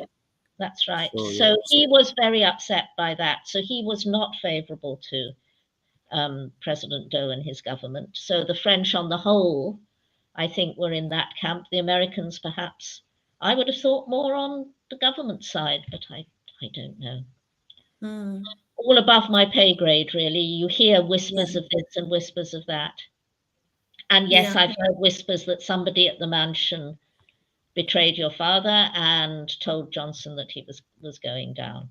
Exactly. So we discussed that. You heard that too, Madam. I mean, Elizabeth. Yeah, I heard that. Yes, and one of was it one of his family members? No. Mark Huband, who was a journalist around at the time, he wasn't in Liberia that day, but he actually worked. If you read his book, he tried quite hard to get to the bottom of those rumors.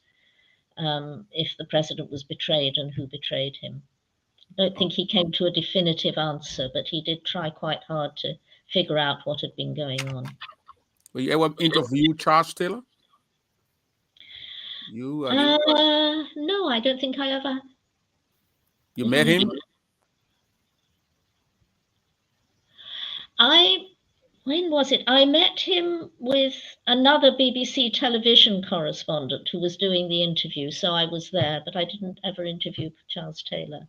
I've been in the same room as him.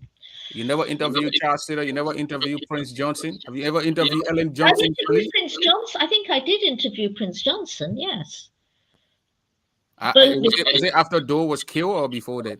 Before, and then again, I think I interviewed him. There was a big West African peace meeting. Where was it? Sierra Leone, I think. After I had left West Africa and was back in London, I flew out for that. And he greeted me like a long-lost sister, Sister Elizabeth, Sister Elizabeth. I think this man nearly got me killed, you know. I'm not his Sister Elizabeth. But yeah. No, you ever interviewed Ellen Johnson Sirleaf? You ever met Ellen Johnson Sirleaf? Yes, I have. Where, in Liberia or outside of Liberia? Yes, and later when she was president at the African Union Summit in Egypt.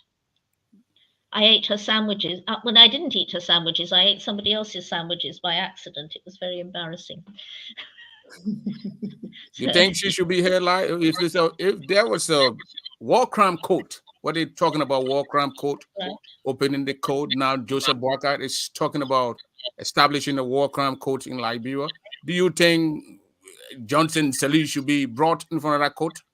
I don't know. It's up to the court. She did give evidence to the Truth Commission, didn't she? Yeah, she contributed 10,000. That's what she said. No, but she gave evidence also. To Verdier. She was interviewed by the justice. The TRC people call her into a secret room. Yeah. It was not open like every other citizen. anyway, I know she did give evidence. Yeah, She but was put. I mean, with you as Elizabeth now, do you think she should be called in from? If they are holding everybody accountable for their crime or their the participation in the Civil War? Well, then they will look into what she did, and if they find, I mean, I am not Liberian. This is not my. I know, I know you're not a Liberian. I know. But It's do you not think my- the Americans too should be called?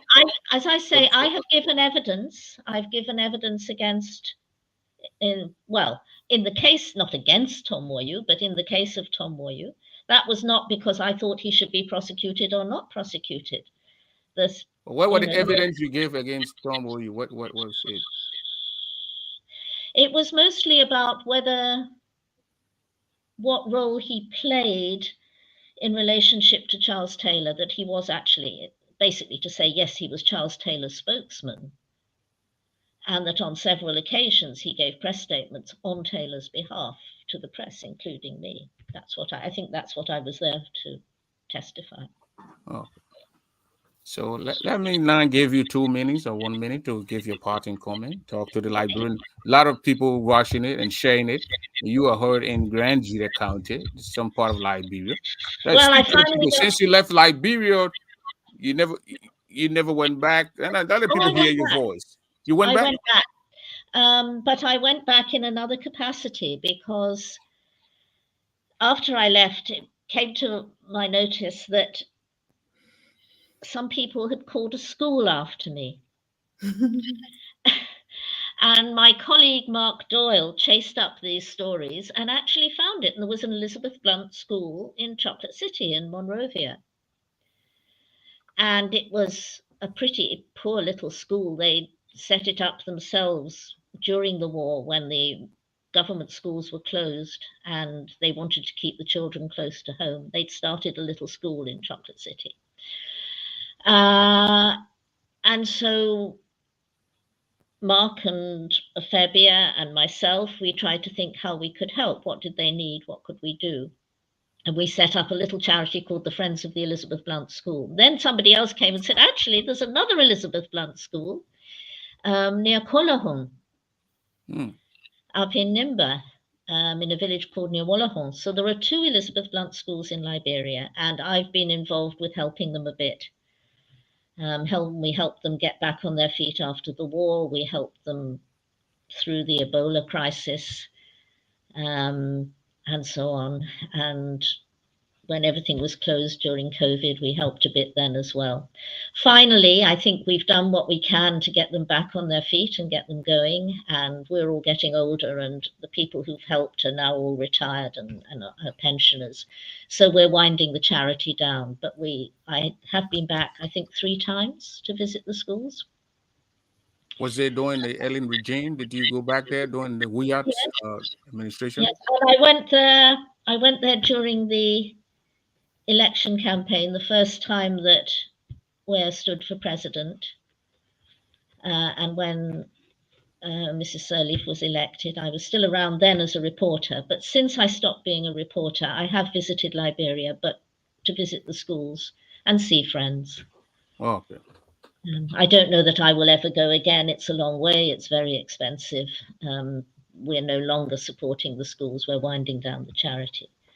But we've helped them get back on their feet. You know, we've given quite a few people, quite a lot of children an education. So I think we did something useful. Okay. Madame Blanc, can you talk to us for the next 1 minute? Tell us your parting comment, please. My parting comment.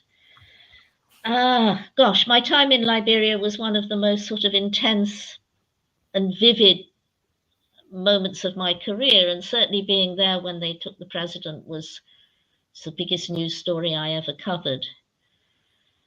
And I think very fondly of Liberia, because all of those of us who lived through that first year of the war together, it was so strange and such a strong experience for all of us. None of the Liberians had been in a war before. I'd never been in a war before. So, you know, we shared something, and I made some good friends. And yeah, I think of Liberia. It's I've got more of a tie to there than most other places. And I just hope that the peace that's come is now lasting, because it would just be awful to go through anything like that ever again. Okay. Thank you, Madam Blonde, for accepting my invitation to come on here. It was a very difficult one, but at the end, I really appreciate that. Me. Yeah, it was, and if anybody ever finds out who the white woman was that they saw after the president was killed at the Island Clinic and at the mansion, I would love to know who it was, because it absolutely wasn't me. Okay. Thank you so much. Thank you for your very time. much. And Veronica, thank you also for hooking us up and bringing out that connection. Thank you, Madam Elizabeth. Thank you for covering our country's civil war, that we can. I mean, everybody asking that you put it on a piece of paper, read a book, so we can keep it, and our children can read it. I remember. What do I do now? Do I click leave studio? No, I'll take you off. You can click leave studio. Yeah. Leave studio. Okay. Goodbye, everybody. Bye, Veronica. Thank you. Thank you. Speak to you later. That was a good one with Elizabeth. I think. I'm happy she was able to come on. Yeah, and a lot of people kept saying that Elizabeth was the Prince Johnson Bay was there when this and this. The lady on there, I think, said what she saw, and she told us that the Americans and the French had their hands in the Dode's government being overthrown. Prince Johnson is. I mean, we all heard it, that the lady Prince Johnson was calling tango that morning. So he was communicating with the American embassy and then communicating with the French embassy also. So wow. And First time hearing that. Yeah, she said. Because after he captured Doe, he was like tango, and everybody got the video. He kept calling tango, and the American did not answer him. I said, all these they saying, we got the real story from the journalist who was just add something new. She said she was at the French embassy or the British embassy, and the British embassy also too had a communication. So I don't know how all those embassies could team up and get Prince Johnson on one frequency, and it just I don't know. She said, as they say, it was a coincidence again for her to go to the airport to the Freeport, and then Doe came in. And Doe captured, and she said, yeah, she was there. It was a coincidence. I think that's the same way also too with all those big powers, the Americans, the British, the French can have one rebel leader on one line, Prince Johnson on one line, communicating with them. Now they want to turn around and prosecute Prince Johnson. Or Bunyone. Yeah, you followed the interview. What's your take? I think it was very exhaustive. I think she covered a lot of areas, even though she made mention that she was not, she didn't appear in certain areas that people thought that she was the one. And she said there was so many Caucasian ladies that looked like her, probably would be in those particular areas. That's the way Fred Green said. Fred Green said he saw her. Yeah, you what they said too. He saw her. If you call him, please, wherever that is going in the back, please call it up. Because James too was a journalist. James too was a journalist at the port that time. He saw her. Maybe there were a lot of. And the question I had, Prince, was he was at the Freeport in that building when Doe arrived, and Quino took Doe upstairs, and that was the question I wanted you to ask. I think maybe probably you should have called in to ask if the line was open. Bro. Quino. I'm at work, so basically, I'm on my break. And took Doe upstairs, and then later on when Doe was waiting, he said, "Okay, wait for me here." And then when you left Doe in that room, and then he went and he disappeared, and they didn't see Quino anymore. And all of a sudden, fight, broke up downstairs. And then because she said that Doe came past them and went in the office, and she too were waiting outside to see when Doe comes so she can talk to Doe. So I don't think she was in that room. Sally Thompson, explain that. Well, Sally Thompson, she's here. We will probably hook up another interview where you will come in and everybody. So Quino told him and said, "Chief, wait here. I'm coming back." And then Quino just went and disappeared. And then all of a sudden, they just started attacking the people downstairs. Yeah. So those are some of the things I wish you would, at least. Well, but if somebody asking read if she a was little bit there, on that. if she was even in there and saw those things, what she was going to do? She was just a reporter. No, at least, but she said that she got a tape, but her tape was stolen. The tape was That's what stolen. she She said. said after I the wish- attack, yeah, I wish. after the attack, and everybody, she was hiding under something to save her life. After the attack thing, everybody they stole her tip, and they took them and put her on a ship or on a boat or wherever, and then later on they let them go, and she went to the place. So, Mr. I know, Kong. but she's an older lady now. She couldn't remember most of the things, but maybe she went through. Yeah, Mr. Dolo. Maybe.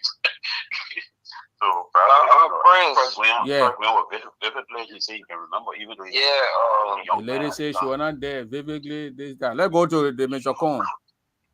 Yeah, Prince, thank you so much. I think you are elevating your platform, and I want to say thank you too to Bernica, my daughter, I can say. But what I want you to do, Prince, there is a comment that I wrote. I said if you can invite that lady for the second time for more time, so that we all can at least call in to resolve our questions. Because when we hear the name Elizabeth Blunt, the anxiety and the emotion, especially me, let me speak for myself, it can come to us. Because that name was so kind of taboo to the Crown people. I don't care whoever is listening. But what do you mean by that? What do you mean by that? Elizabeth Blunt, all the information, and you ask all the questions. This lady was in the rebels' room, but it was hard for her to come to the government to get. The lady just outside, told you. The lady just told you she sat down with Samuel Doe one-on-one and interviewed Samuel Doe. What do you expect a woman to do again? And she said the people, the guys from the MPFSI had a satellite. Most of them had satellite phone, so they were calling direct. Prince, let me tell you. At the time I was in Liberia, at the time we thought the white people were the only people that can say the truth. When they want somebody who can say the truth. Oh, this an American, but these people are the liars. It's also lying. She's not saying the truth, and we know it now that the French are liars. You see Donald Trump here. So I mean, I don't believe. Okay, Mr. The lady came and said her side of the story. My guest came here and said her side of the story. It level you to believe her story. She was not there. She was not. Well, I'll keep talking to her. Maybe she'll come again for the second time, but I can promise you. They want to talk to Daisy. She'll come back. Okay. All right, Mr. Drew. Yeah, Mr. Dolo. Go ahead. Thank you, man. You know, man, we love Liberia. This is Edward Toro. We love Liberia and we love the people in Liberia, especially when us make comments about the nation. Look at the historical past. We have been. Y'all come and grill the woman here. You know, people here. The woman talk. The woman is a journalist. She went there to report. She said where she saw. It's not about the post situation. It's not about the post situation. I'm talking about the people. What children being. She answered the question. She said she didn't see that. Children being put in the hole. Prince Johnson and seeing put in the hole. She said 1 minute. Don't somebody talking now. The explanation that she gave. I got the explanation that she gave. She said 1 minute, Mr. Doru is speaking. So when you count the line, please wait. I'll call you back. You talk, please. She said, Mr. Doru, she said she didn't see it. She didn't hear it. Okay, fine. That's a good thing. The next thing is, who gave Prince Johnson the radio that he was using? If at all, the British and the Americans were not involved. The lady said there was a frequency that was tuned into the American embassy. You expect one to come tell you direct code, the one give you code. There's a frequency that was tuned into the American embassy, to the British embassy, and to the French embassy.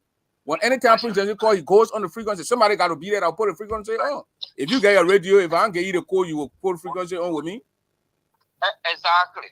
So over I beg you, if you call out one by. So you know, there's no need to call her like well, that the man on the view. How will you can't say that man? There's no need to call her one by. Mr. Yubote, y'all talk one at a time. Mr. Yubote, what I can tell you, Prince, what I can tell you, and everybody else, and including people who want to doubt what we are saying, there were about 8 persons that I can name that was at the port that day.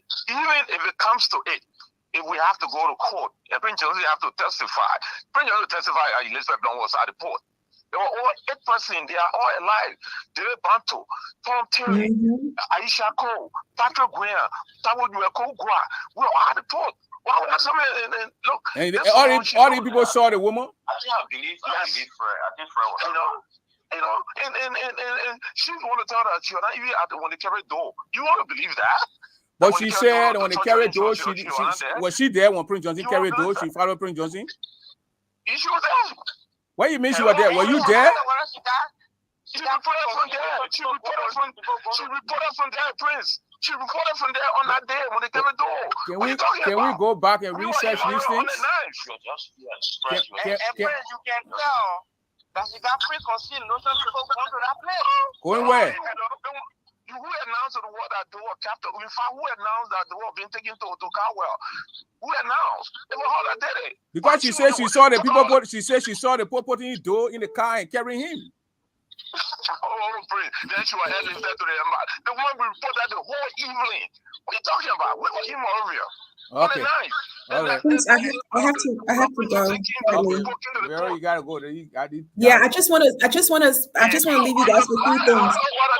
But people, we're gonna have a interview when you leave over this thing. Then how we're gonna have the interview? I just want to leave you with a few things. Something we've never shared before. I'm gonna call you to share those things with me, Vera. You can't do that on the show. Okay. We'll have a special interview, please. Okay, but I know there's certain things that she cannot say that she was able to say to me one-on-one. Yeah. She wasn't able to say why he gave us the thesis. Do you understand? She wasn't able to say because he explained to her for 45 minutes everything he did and the reasons why, which was the thesis. So the thesis was like an exposition. You know, he just explained everything. And once he released that, he felt he was targeted. So everyone needs to get it. But he told her everything. Because what would he talk to you for 45 minutes? And then in the book, he had written that book to Ibrahim Babangida. And then he scribbled it out. She showed me on the 2nd page, which I wanted her to share, but she didn't want to share it. It says scribbled out. And then she said when he looked at the book, he scribbled out, he was so sad, you know, because Babangida had stopped calling him. And then he gave it to her. Say, I'm giving you this because this is the reason why they're after me. Would a president just call you to give him his book? But I know there's certain things she cannot say. So we can't be mad with her, you know? Oh, man, yeah, please stop the talking now. We're ready. I'll give you the time. You can't be talking on anything going on in the air, man. Please. I'm happy for us to have another discussion at another time. Yeah, that's why I will bring you on and you'll bring some of those things where I will show to the world too. Okay. Just the screenshot, some of the audio and this, that, where I can pop through. Yeah. So I shared the audio with you for the UN. Did you get the one with the UN compound? No, please send it to me. Send it in my inbox, please. Okay. No, it is in your inbox. I emailed it to you earlier. Oh, okay. Then I will look at it. Thank you very much. Okay. Thank you so much. Bye.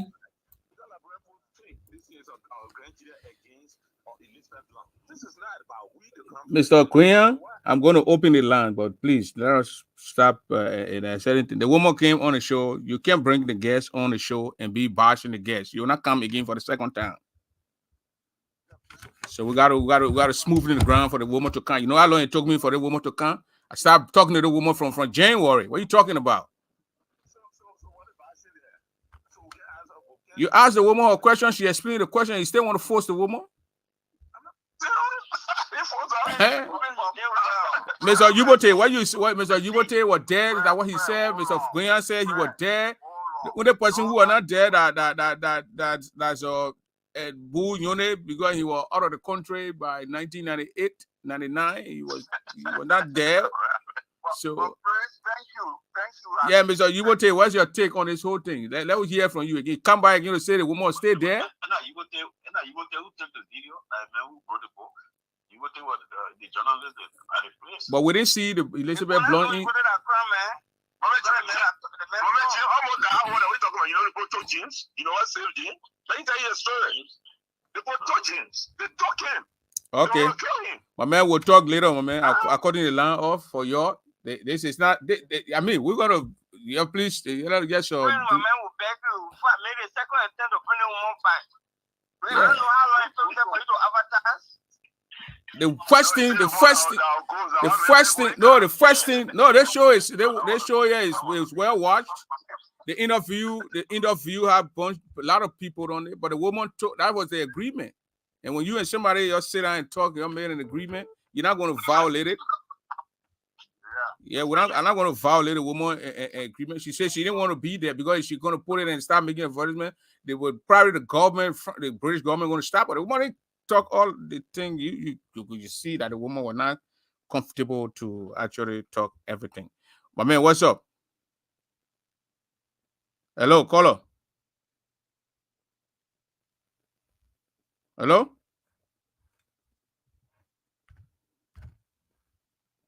The minute they said they my phone now freeze. Yeah, the minute I can get the woman will answer all the questions where you want to get a woman. Who, the woman, you know the woman is? You all know the woman is? The woman she explain what she could remember. Then it stays in the woman dead. I mean, what's up, man? Yeah, my man. Yeah, thanks for getting back. So, I don't understand why, I don't know why people are mad at this woman. Who's talking? Sorry, this is Ben, the Undercover Sedition. Oh, Ben, is it the shark? Oh no, yeah. The big fish, John. Yeah, man. I don't know, my man. Myself too. I got confused in the process. Yeah, because look, she said what she needed to say.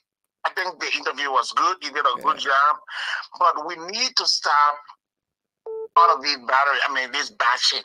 We need to bash our own people. Why are we mad at this foreigner when we got our own people in the country who we are afraid of to say stuff to? The journalist was not an army. Yeah. She had to do her work.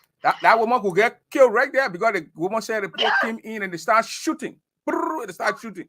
She had to hide under the bench. What happened to those three? Carried on today. Are they alive? No, they died. They're gone. So you don't want for this woman to also do something to them. They will say, "Oh, the late Elizabeth Long." Yeah. Come on, man. Come on. Well, the first thing when you get your guests and you bring your guests, first I start receiving inbox that I was getting tough. So I have to I got to go slow. You can't come then you be talking to the woman, you lie. No, you can't do that. It took a lot of time for the woman to come on the show to explain what she saw. And next time she will accept the invitation for any other Liberian to come here. I think this is the first time we've seen Blonde since she left Liberia or whatever. For her to come on this thing. It was difficult to get her. And Prince, with regards to the people who say they saw her, look, do you guys have any pictorial evidence that this person who you saw was actually Elizabeth Blonde? There's one thing of you seeing a white woman and saying that's Elizabeth Blonde. Yeah, the woman, they say that Blonde. It was also easy. It was all it's probably easy for you to have missed off for anybody. Yeah. Any of these 10 persons who said they saw her, you didn't have any pictorial evidence to that effect. It will just cut the case short. Yeah. Hello, I guess. But why would the woman even lie? Say why would I don't understand why would she lie? Say she gonna go to Prince Johnson base and see them torturing door or see things. Why would she not say it? Why would she say she didn't? I don't understand the point of it. In order to say she was fighting and she had a gun and she was fighting. 1 minute I'm gonna bring the lady from England on. They think can take 5 calls at the same time. The client is full now. Let's bring the lady. I was one of those that said that. Okay. I was one of those that said that I saw her. The issue here is now she was there or she wasn't there. But my point is that she said she didn't know about this thing. She knew all about it. She interacted with them. How can you prove that though? I cannot prove that because she was always in and out of their base. We used to walk. I was living Johnson Street. We used to walk every day across the bridge. She has so you used to see her. You used to see her on Prince Johnson base. I never went up to Johnson base, but I rode to Conway Junction that she was there. Yeah, but she said she didn't go there. She said she didn't. One or two times. Let me be fair with it. Was me, my girlfriend, Kuku Konowa. She's right there in America with you people. We have been stopped twice in the group that she was there interviewing people. So she can't say she didn't know about it. She knew something. Come on, man. It could be any other person, but she stopped. But Elizabeth, I don't know if my point here, no, Ben, I don't know who actually saw Elizabeth Blunt before the Civil War. But anyway, there were a lot of people there, Caucasian people. It has been done. It has been done, and we pray that history does not repeat itself. But again, as one of the writers on your show said, that we got the person who really killed those who did the thing, and we passed him by the person. Hey, you're coming after the poor woman. Yeah. One of the women was there. She went on the base. She didn't go on the base. She didn't report from the DOSA. She report for. We already know what happened. TRC gave us most of the people. She was partial. She was partial. We knew she was partial. Everybody knew it. She was promoting the war. If the people were right in Nikuta, she would say they were in Sonoma. But you remember now the woman are journalists, so she will go into those things to get more days to people. So you have to understand that.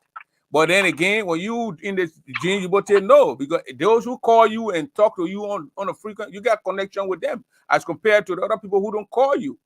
She said it. Those guys were they were calling every day. Because that's the propaganda they were using to call every day so they can be heard on the other side. But Prince, let's say I drove on the road to go to Nikuta every time, and then somebody called my girlfriend or my wife and said, "Oh, I see a man always taking this route. He must have a girlfriend over there." That's not proof. That's not it. That's proof that I have a girlfriend there. Okay. I said, and I repeat myself. Mm-hmm. She stopped several times to speak to people in the group. Most of the time I was on that line. Yes, I used to live Johnson Street, Soniwe. I used to live from Soniwe. That was after Doe was captured. Before Doe was even captured. Yeah, but she didn't say she didn't go there. But she did not say she did not go to the port. After Doe was captured, I did not see her because after Doe was captured, we made our way to Nikuta, then to Ghana. So I don't know what all transpired behind me. But before then, and the day of his assassination. Right. Okay, yeah. Can I say something? Yeah, let her hear from Mr. Yubote. Let her hear from Mr. Yubote. Let her hear from Mr. Yubote. Go ahead, Mr. Yubote. Then from there we'll go to Arthur Solo. Everybody, listen. The long and the short of it, that woman right there, she is pretty barricading the whole issue. She's not saying the truth. She's speaking legally. Exactly. She's not speaking realistically. In other words, you say, prove it. That's what she's saying. She's not saying that it wasn't her. She just saying prove it. And she can't prove it. We were traumatized. We got no means of taking her picture.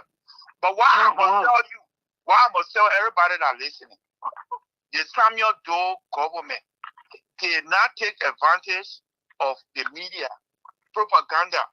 They didn't. So true. I must tell you, please let me finish. That woman, Elizabeth Blunt, she went to Ministry of Information, this and that. I was over there. I was there that day. Jackson E. Doe, you were in the military uniform. I remember you were in the barrack. And then somebody said, "Oh, that woman who can be reporting for BBC, that white woman." There, Jackson, you know what we can do? Let her be your girlfriend. Go talk to her. Make her your friend. So Jackson gave her a good laugh. Jackson E. Doe, Samuel Doe cousin, the one who loaded President Doe. Jackson, when he saw the woman, I didn't say they say, I said I was dead. Jackson saw the woman, he said, he ain't like her, she ugly. He spoke crying, he spoke, but he started laughing. She don't like it. Oh, you know, that's what she said. He said, you don't like the woman. Okay, something like that. You want to hold it. So, it didn't take too long when the people expel Elizabeth Blunt from Liberia. They said she should leave. She can come back as a tourist. But she's not going to be in Liberia as a journalist. So she left and she came back with ECOMO. She said it. Okay. ECOMO, Abamakira brought her back. She said it. From Liberia, instead of putting the woman in your grace, so that at least So then why you see why MPFL? So you see why MPFL were calling her now? You expect the woman went and came with ECOMO. So she was there now. But for us to, the woman said it was not her. You did the woman. She was not the one who was.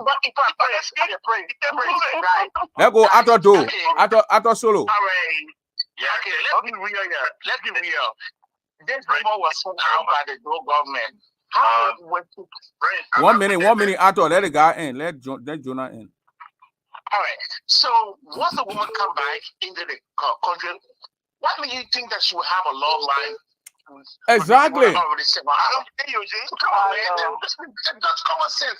And then the last thing I would say, Prince, all of these guys who are saying that they have this information, please, just start writing them down. You put it in. You don't even have the red book. Put it down into some kind of leaflet. The other people, so you can pass the information down to other people, so other people can read it and see it. But every day you're saying in the mouth, it does not help. Tomorrow you start getting old, you not. No, but maybe you didn't read. Maybe you didn't read James. You wrote a book. James got a book on the whole Civil War. James, you wrote on the post. He's a journalist. He was there. He was captured, I think, or wherever. But he here. You got a book, James. You got you put your book on Amazon. Nation in Terror or Nation in Horror or wherever. James got a book. I got a copy of it here. Please share that with me, man, please. Yeah, it's in my room here. I will show you. I will share it with you. You in Minneapolis? All right. Yeah. Maybe Gene said it. They want Gene sold to me. I can come sell it to you double when I come to Minneapolis. That business. That business right there. Yeah. I thought so. Go ahead. Thank you, Prince. Thank you, everybody. There's something we on the line we missing, and I have problem with people that calling other people say you saw the woman show proof. You woman that you talking about, huh? The person say I saw the woman, they say show proof. What proof again they must show you? That time that bring get access to camera. Tell me about it. They get access to even take a video, but you are waiting to take the word of the white journalist, but not the word of your own kind. It's very much different. Because Mr. USA saying he was dead. That's an eyewitness. Even in America here, they say the eyewitness. So if the woman was there, what's the point? The point is she can be a co-conspirator. She can be anything. Anything that was going on. The people that what actually journalism is. The journalist on NBC, the guy that got suspended because he lied about what he reported. You think that journalists don't lie? The woman already retired. You're going to suspend someone who retired. The woman says she was there at a certain point. She saw this, and she was not there after the war captured. She was not there. When she left the port, she went. So she was at the embassy, and then they flew her out. That was a woman's story. No, she was no. She was there when Doe was captured. That's when the shooting started. But she said she was there. You don't hear her? She said she was there. She was there. She was there. She didn't say she was not there. But Prince, that's what we say. Not saying people working with mouth when she was putting it out. We understand that. Yeah. So what? Saying she have more to say. Even before I did not bring the woman to kind of explain from start to end about the whole war and date. No, I just brought her to ask a few questions, and I will bring her again. We got a good rapport now that I got her email and we can communicate. In the public, we also can ask for questions and we can debunk any answer she gave. Yeah, but that's why the line was open when you were here. Why you didn't call? I was listening. There were a lot of people on there. I was listening to you guys. Okay. All right. Thank you very much. I was listening to everybody that was calling in. And I want to tell the gentleman that show proof. People died. So what's the point of holding Prince Justin? Who can show proof that Prince Justin killed the person here? But what's the point of even the woman being there? Was she fighting or was she? Why are you pointing with her? The point is somebody spotted her there multiple times.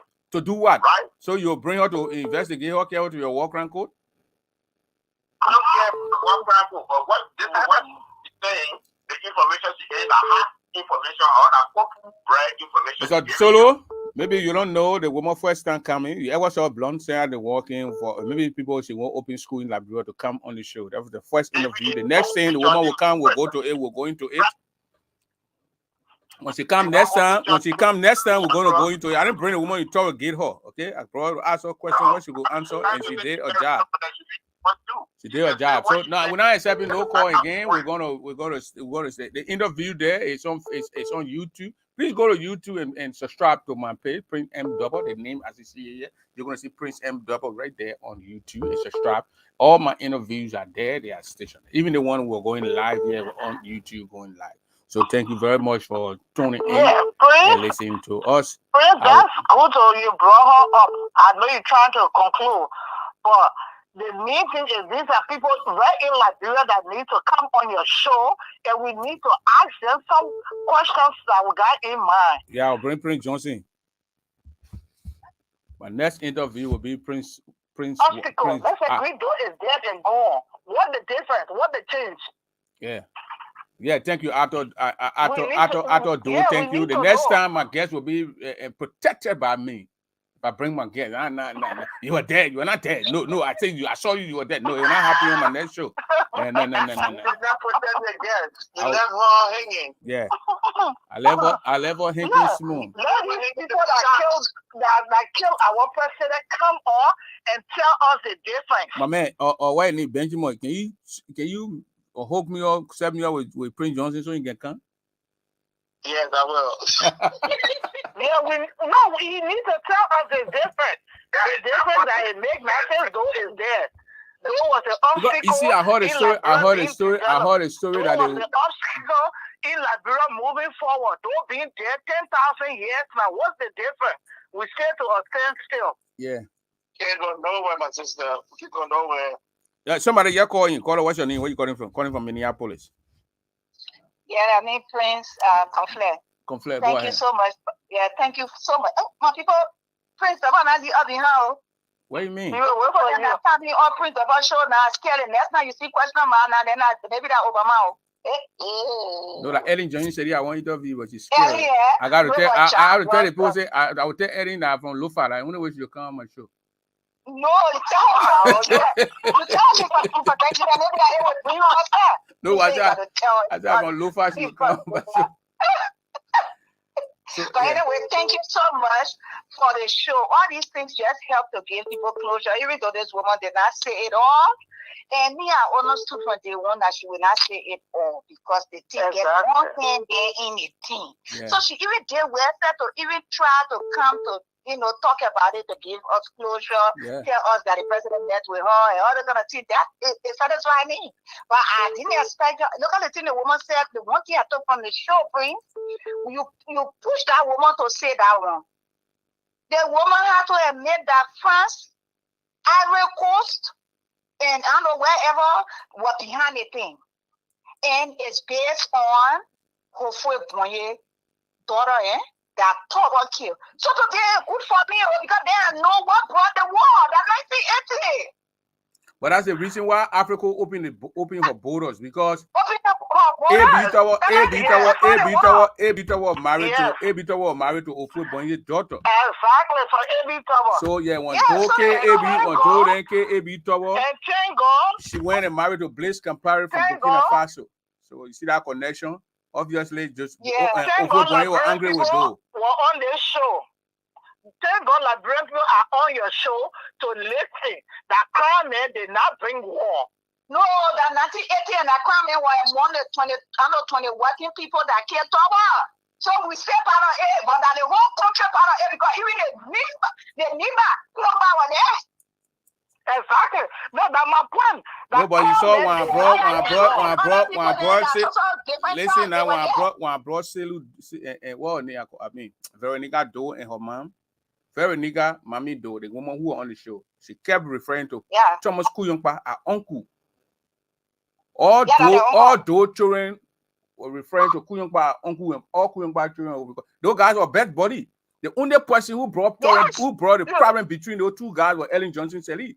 Ellen Johnson Sirleaf started loving the Samuel Doe, then when she started loving the Kuyongpa. That's how the problem came. Yeah.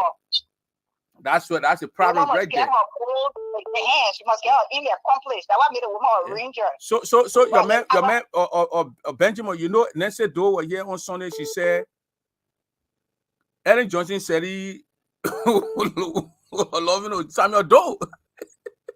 Oh, yeah, Johnson Sally wanted Samuel Doe to marry her. She wanted to be Yeah, president. the woman said her husband husband Doe told her Ellen should, Doe should divorce her Nancy and come and marry Ellen. Yeah. She said for that thing, Ellen Johnson said he not let her. Then Samuel Doe too, because Ellen was older, much older than her, than Doe. Then Doe started to go around. He saw one of Ellie's sister now, the one he bought a baby, the guy with now, and he went and started loving the one of Ellie's younger sister. Oh, that one, Ellie not even speak to the woman until the woman died. Her own sister, Anita Johnson, yeah, for LPRC, LPMC or LPRC. Yeah, Anita Johnson Sterling. So that was my man, like that woman, Ellen Johnson said, that strong woman, the woman used her operation then to split those guys. Oh, yeah. Yeah. Oh, yeah. That woman, the woman used her brain. She used her education. Then she used her woman's. She used her woman who too. Say, don't be scared. It's smart. Yeah. But what I can tell you, from what I listened to, the interview and the questions, I still think that there's a lot of healing that needs to go on. So you want a walk around court? No. I mean, my first answer will be yes. Okay. But I think there's a lot of healing that needs to go on. People a lot of healing. But let me tell you, Benjamin, you on this line. I think you were a different guy from. But all these people on the line with me are Crown people. After the interview with Nancy Doe. You're Pere Crown. Yeah, we're adopting you and carry you to blanket. But after that interview with Nancy Doe on Sunday, the woman, I got a call on Monday. The woman said she feel much better. Yes. And she's a little bit healed from expressing herself. What was on her mind or on her heart for all those years has been removed, and she's okay. What the other people say anything to her that she bring family issue out, she don't care. Once she's, him herself in her body, she's relieved. That's what cares to her. That's what the woman said. That's important. That is so important. I myself did not know all the things about it. It's very important. The thing I got here today, just to find out that 1980 course 1990, it's good to know. Let her hear from Nancy Doe cussing on the line. The woman who has to go pay her dowry to her pa, and she's refusing, but I'll force her. She's from the Unity Party. She's from the Unity Party, and I'm from the CDC. Evangeline, I call you yesterday. Why not answer your phone? I call you yesterday. Why not answer your phone? I can look to behind the scene, my man. I don't know. Yes, I want to come marry, but you want marry her? Send me invite. No, because I just want to take care of the door name. I'm just asking. Yeah, she's still you don't got a door name. She married, but she's take care of the name. Yeah. So let her hear from Evangeline Child. Thank you, Prince, for your show. This thing that we get is just the tip of the ice. That's true. So deep. It's so deep, and we need to have a